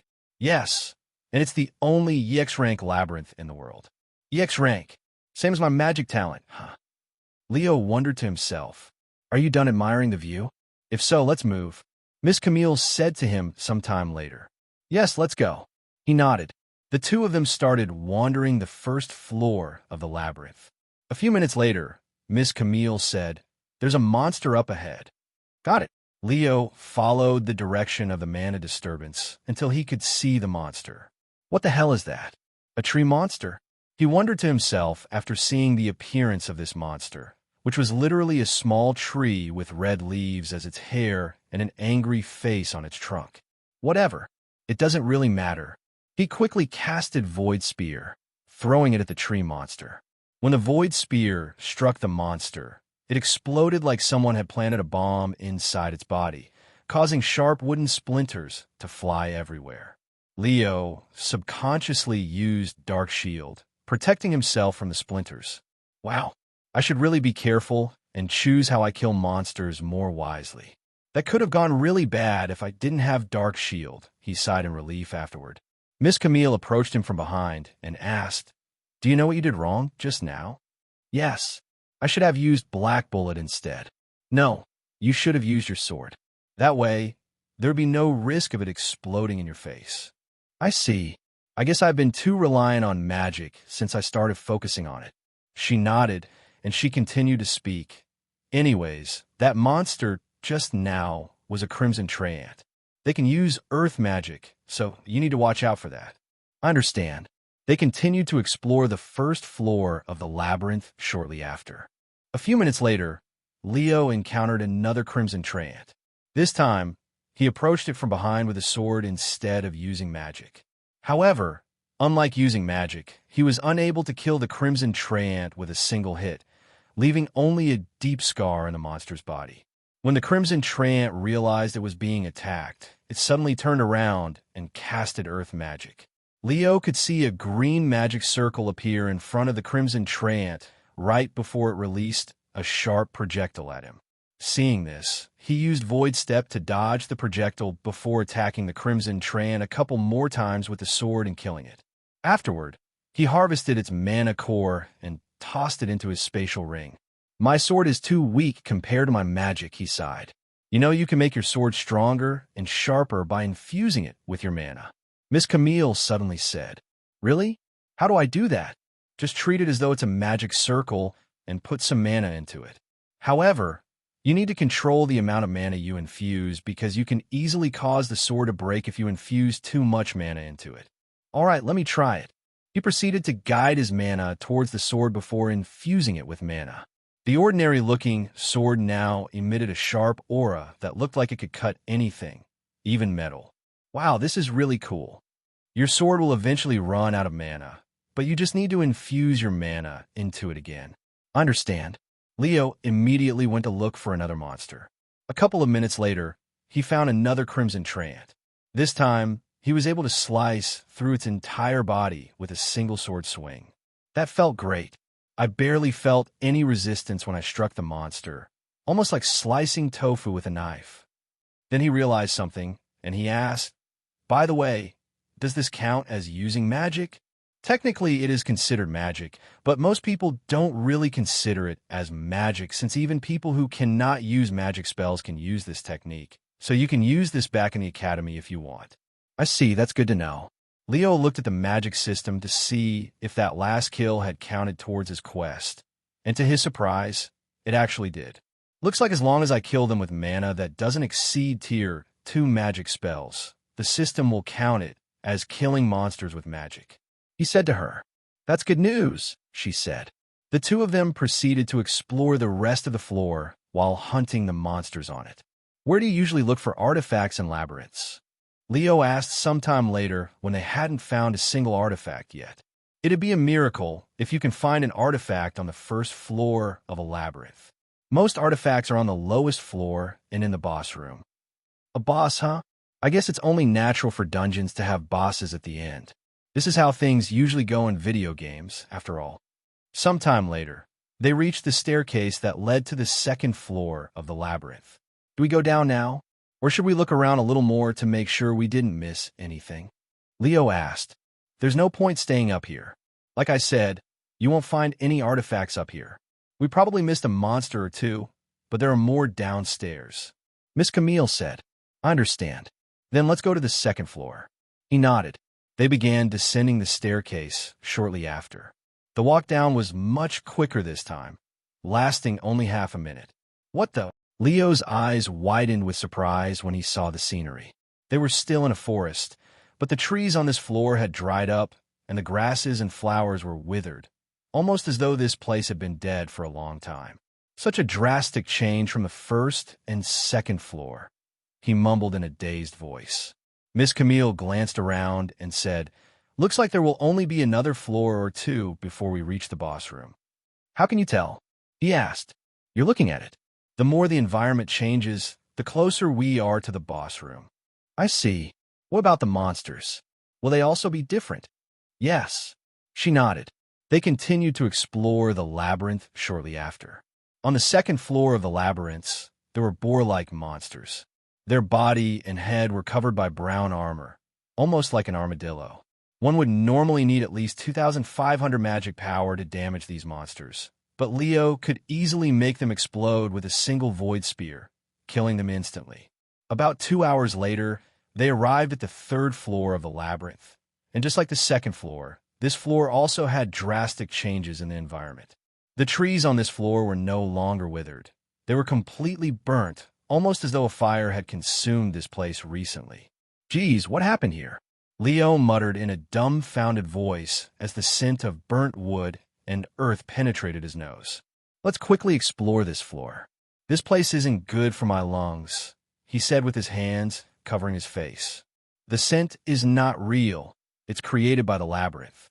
You can protect yourself by covering your body with mana.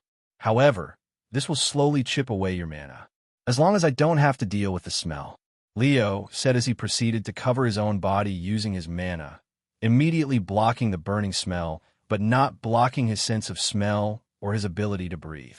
Once he was prepared, Leo started exploring the third floor of the labyrinth. On this floor, there were zombie-like monsters, but their bodies were horribly burned and was an eyesore to look at, so Leo struck them as soon as he saw them using Void Spear. "I have finished a quest that requires me to kill monsters with magic. I also have enough magic points to increase my magic power. I'm going to do it before the boss room to increase my chances of killing it."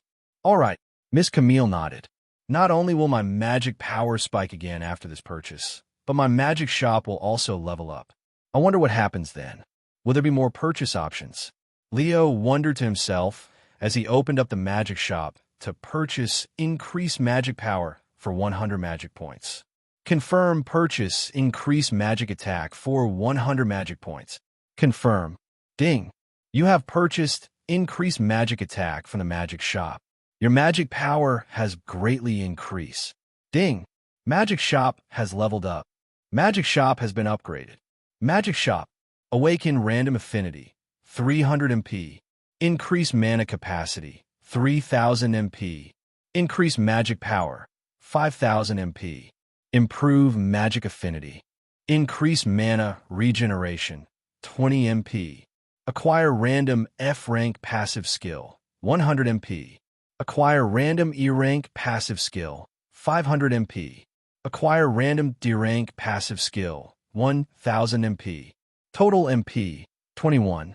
Shop experience. 70/20ths 000. Oh. Increase mana regeneration and passive skills. This magic system is getting more and more interesting. Leo thought to himself after seeing the upgrades the magic system had provided the magic shop. And since I have 21 magic points left, I might as well increase my mana regeneration as well. Confirm purchase. Increase mana regeneration for 20 magic points. You have purchased increase mana regeneration from the magic shop. Your mana regeneration has increased to 5. Mana regeneration. Recovers mana every second. Does this mean I will recover 5 mana every second? This is amazing. Although it's not as powerful as Miss Camille's S-rank artifact, I'm sure it'll eventually reach that point and even surpass it. Are you done yet? Miss Camille asked him some time later. Yes, I'm finished. Let's go. He nodded, and they proceeded to descend the narrow staircase until they reached the bottom of the labyrinth. Unlike the first 3 floors of the labyrinth, there was no forest on the 4th floor. The 4th floor appeared to be underground in some kind of cave, and there was a narrow path that led to a massive gate in the end. This gate oozed with a dangerous aura that made it difficult for those with a weak mentality to approach. I'm guessing that's the boss room? Leo asked the obvious, and he continued, What can I expect inside? A massive boss? Or will I be fighting a group of monsters? It depends. You will fight one boss most of the time, but there will be times where you have to fight two, even three bosses at once. There's something else you should be aware of before you go inside. Once you enter a boss room, you'll not be able to leave until you either defeat the boss and all of the monsters inside, or use a teleport artifact. So it's literally do or die. Leo swallowed nervously after learning about this information.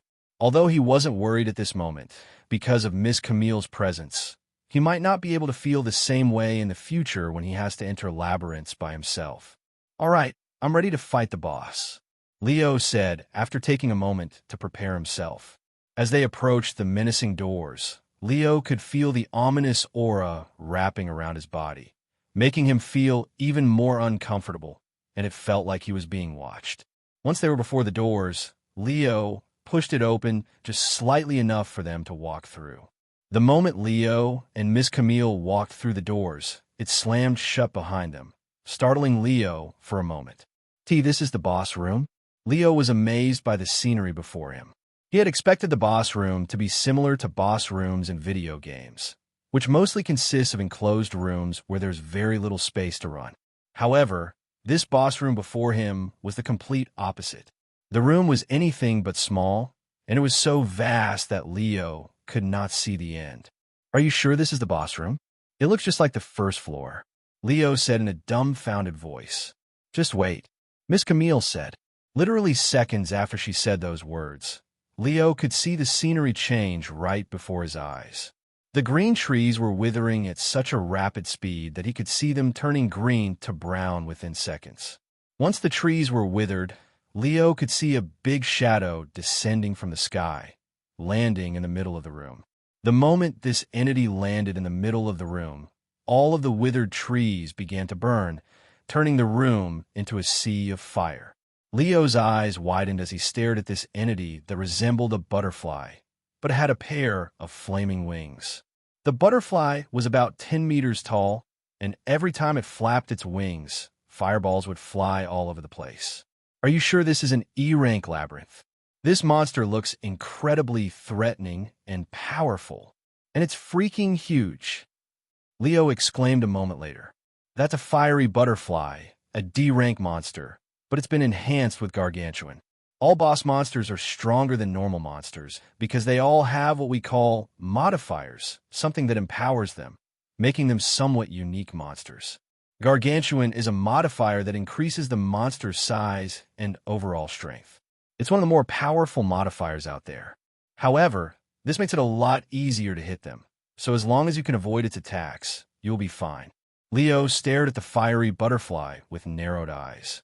After taking a deep breath, he cast Void Spear and started to overcharge it. Leo overcharged his Void Spear until he could feel a force trying to resist him. However, he continued to overcharge it for a few more seconds until the force was becoming too strong for him to bear. After taking a moment to take aim, he lunged the Void Spear at the fiery butterfly that was still unaware of their presence. The Void Spear looked very ordinary when it was still in Leo's grasp, but the moment it left his hand, it expanded in size until it was as large as a missile. This Void Spear flew a couple of meters before disappearing from their space, appearing only when it was right in front of the fiery butterfly, leaving no room for it to react. The Void Spear struck the fiery butterfly and exploded with an immense amount of magic power, creating a small ripple that swept the room. After being struck by the Void Spear, the fiery butterfly fell to the ground with more than half of its body gone. However, despite that, it was still not dead. Leo was surprised by the Void Spear's prowess, but he was even more surprised by how much his magic powers have grown since the purchase. Miss Camille stared at Leo with wide eyes. That Void Spear just now had around 7,000, perhaps even 8,000 magic power. That's already more than what most C-rank adventurers are capable of with Tier 4 magic spells. Not to mention that he was using a Tier 2 magic spell. Just a day ago, Leo's Void Spear would only reach around 5,000 magic power, even when it's fully overcharged. For it to increase by over 2,000 in a single day was unprecedented until today. I'm going to finish off the boss, Leo said as he quickly rushed over to the collapsed boss using void steps, teleporting every few steps. When he arrived in front of the boss, he released another void spear into its face, killing it this time. Your mastery rank for void spear has increased to B. You have completed a quest. Reward: plus 7,000 magic experience, plus 35 magic points. Once the fiery butterfly stopped moving and the flame on its wings died down, Leo went to harvest its mana core.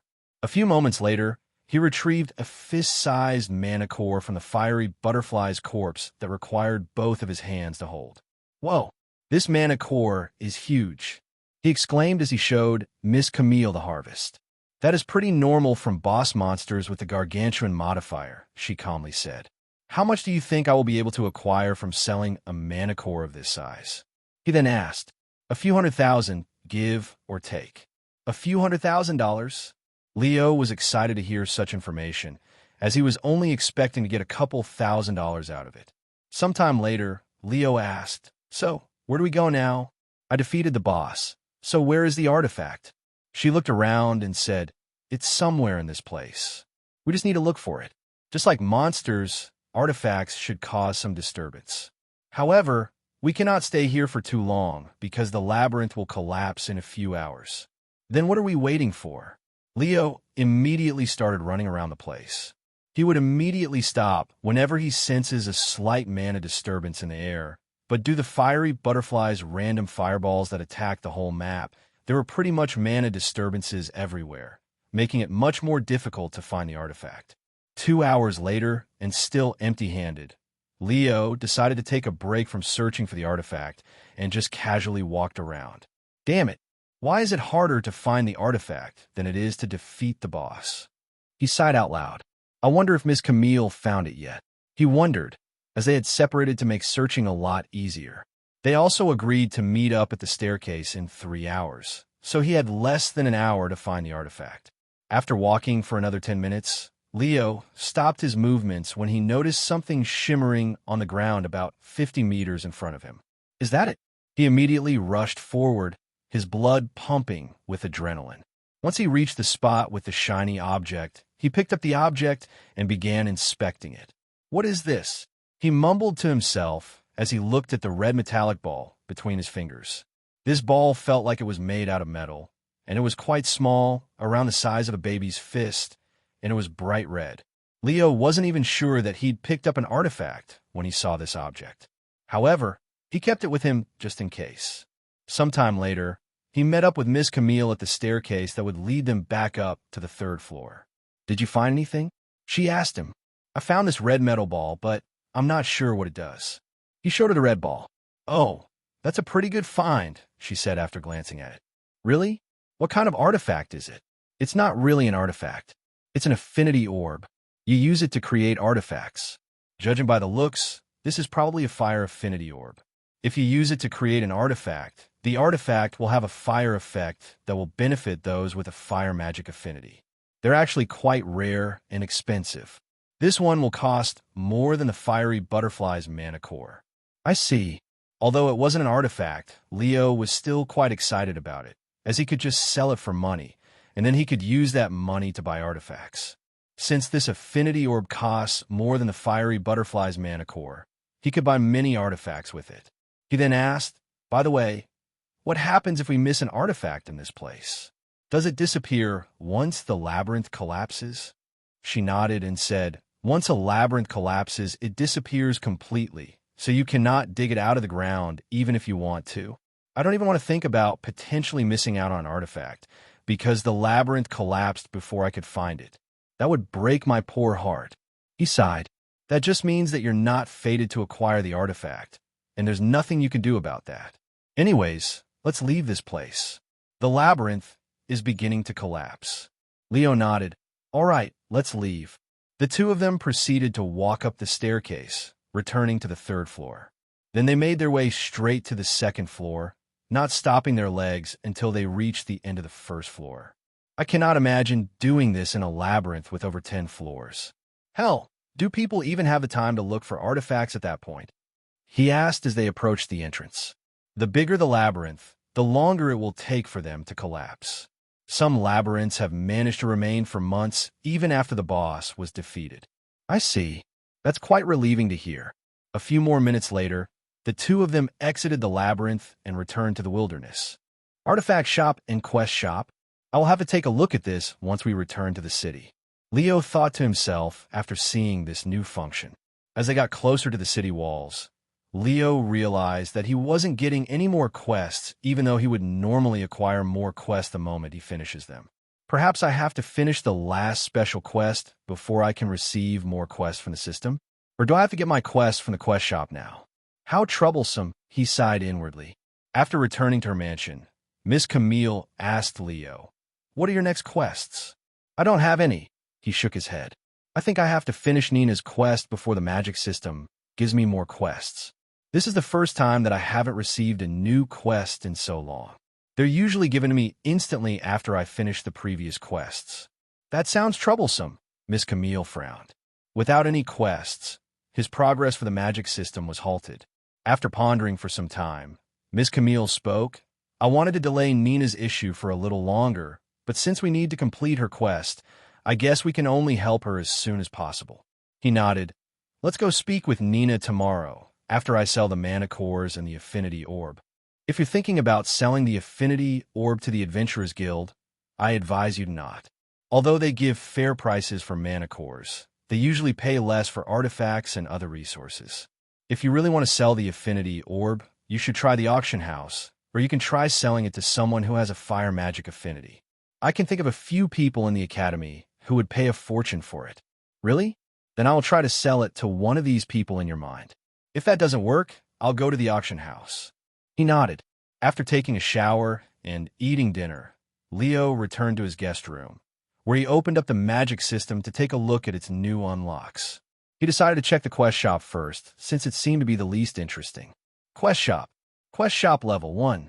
Defeat an F-rank adventurer. 1 MP. Reward, 10 MP. Use 100,000 mana. 5 MP. Reward, 20 MP. Kill 100 monsters. 10 MP. Reward, 100 MP. Explore Labyrinth. 20 MP. Reward, 300 MP. Learn tier, 5 magic spell. 100 MP.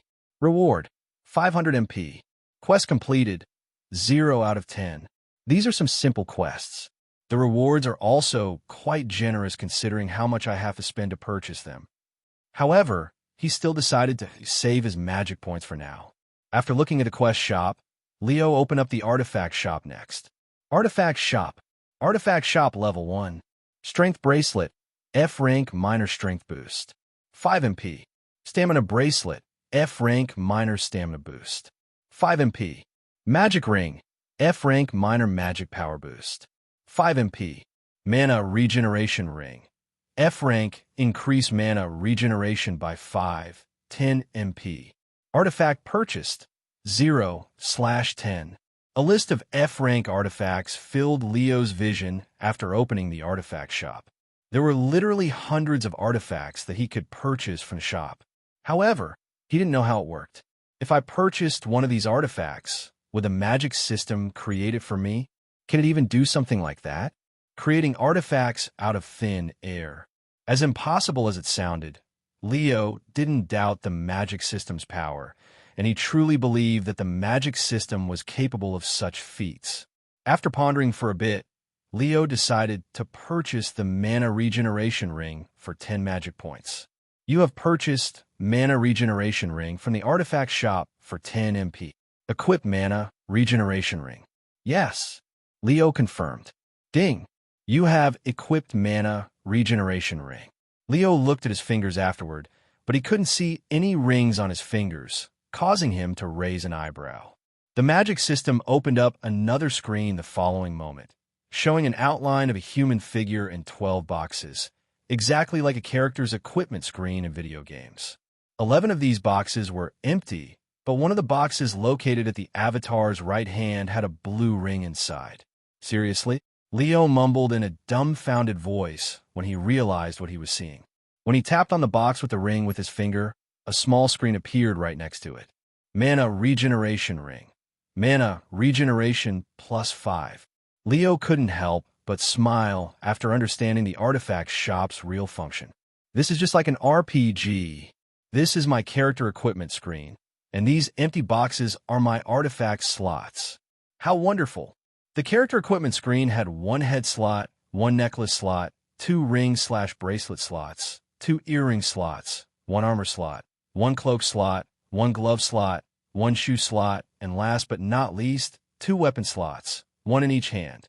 Furthermore, since these artifact slots are within the system, he should still be able to equip actual artifacts, potentially doubling the amount of artifacts he can use at once. Once again, I have underestimated the potential of this magic system. If it's already this powerful at level 3, what else can I acquire with a level 4 magic system? When will I be able to buy S-rank artifacts? Will I be able to purchase set artifacts? He wondered inwardly as he closed his eyes and pondered about all of the possibilities, eventually falling asleep sometime later. The total cost of these 4 artifacts was 40 magic points. Although he wanted to purchase a weapon artifact, as well as an earring artifact, they were simply too expensive for him, with most weapons costing over 100 magic points. Once he was satisfied, Leo got off the bed and went to do his morning routine before meeting Miss Camille and Sophie in the dining room. After breakfast, Leo and Miss Camille made their way to the Adventurers Guild, where Leo sold his mana cores. I can give you $710,000 for all of your mana cores. What do you think? The worker there asked him. I think that's great. Leo nodded. After selling his mana cores, Leo's bank broke through the million mark, making him feel profoundly elevated, as this is his first time having so much money. $1 million. I am a freaking millionaire. Ha ha ha. He laughed inwardly. Once he was finished at the Adventurers Guild, Leo went back outside and hopped into the car where Miss Camille had been waiting. Are you done? She asked him. Yes, let's return to the academy now. He nodded. As they drove on the road, Leo asked, So, I've killed a lot of monsters and even cleared a labyrinth recently. When can I get a promotion as an adventurer? You can take an examination whenever you want until you reach D rank. If you want to go past a rank, you'll need to do other missions besides monster hunting and earn some real reputations. Though, I can probably vouch for you up to B rank, she said. So, I could have taken the examination just now. I guess I'll do it the next time I visit that place. And he continued, Anyways, can you tell me about the people who would buy my affinity orb? Pretty much any student with a fire magic affinity would be willing to buy that affinity orb from you. However, you'll be able to get much more from the top students. The Crimson Witch, for example. She would definitely pay a hefty amount for it. Miss Camille said, The Crimson Witch, huh? I have heard about her. She has the highest fire magic affinity in the entire academy, right? That's right. She's also a B-rank adventurer with a decent reputation. All right, where can I find this Crimson Witch? He then asked.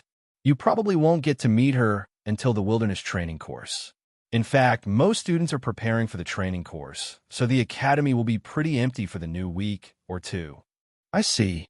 Well, I'm not in a hurry to sell the affinity orb, so I can wait. After arriving at the academy, Leo and Miss Camille went to the training center, where Nina Wraith was already there and waiting. Of course, she had received a call from Miss Camille last night, telling her to wait for them at the training center. Once they were inside a private training room, Miss Camille spoke. Tell us about your plans to resurrect your mother. Nina remained calm and said, I'm actually surprised that neither of you had asked me earlier. And she continued, Anyways, it's quite simple. I will prepare the magic circle for the resurrection magic, and Leo will use his mana to activate it. Miss Camille frowned and said, That's your plan? Where are the details? How do you expect Leo, who only started training magic recently, to have enough mana to activate the magic spell? What about the corpse? Without your mother's corpse, there is nothing to resurrect from. Don't worry, I have my mother's corpse. As for Leo's mana issue, I have this. Nina retrieved a crystal ball from her spatial ring and showed it to them. Leo narrowed his eyes at the liquid inside the crystal, as they resembled the ones inside mana cores, but the mana inside the crystal looked more pure. This will solve Leo's mana issue. This is a mana crystal, and there's about 90,000 mana contained inside. As long as Leo uses this, he will be able to activate the magic spell. However, he still needs about 9,000 mana without the mana crystal. Miss Camille wasn't surprised that Nina had a mana crystal, since that was her first speculation on her Nina planned on solving Leo's mana issue. What kind of artifact is that? Leo asked a moment later. It's not an artifact. It's just a crystal ball filled with mana. They're quite expensive, but people use them when they run out of mana during dangerous situations. I see. Anyways, I have managed to achieve my goals quicker than expected, so we can resurrect your mother whenever you want. He then said, What? You have 9,000 mana already? How is that even possible? It hasn't even been a week since you claimed to have only 1,000 mana. Leo rubbed his nose and said in a smug manner, What can I say? I'm a genius, and Miss Camille is an excellent teacher. Nina was speechless, and she didn't believe for a second that Leo had managed to increase his mana capacity by 8,000 in less than a week with just pure talents alone, as that was simply impossible.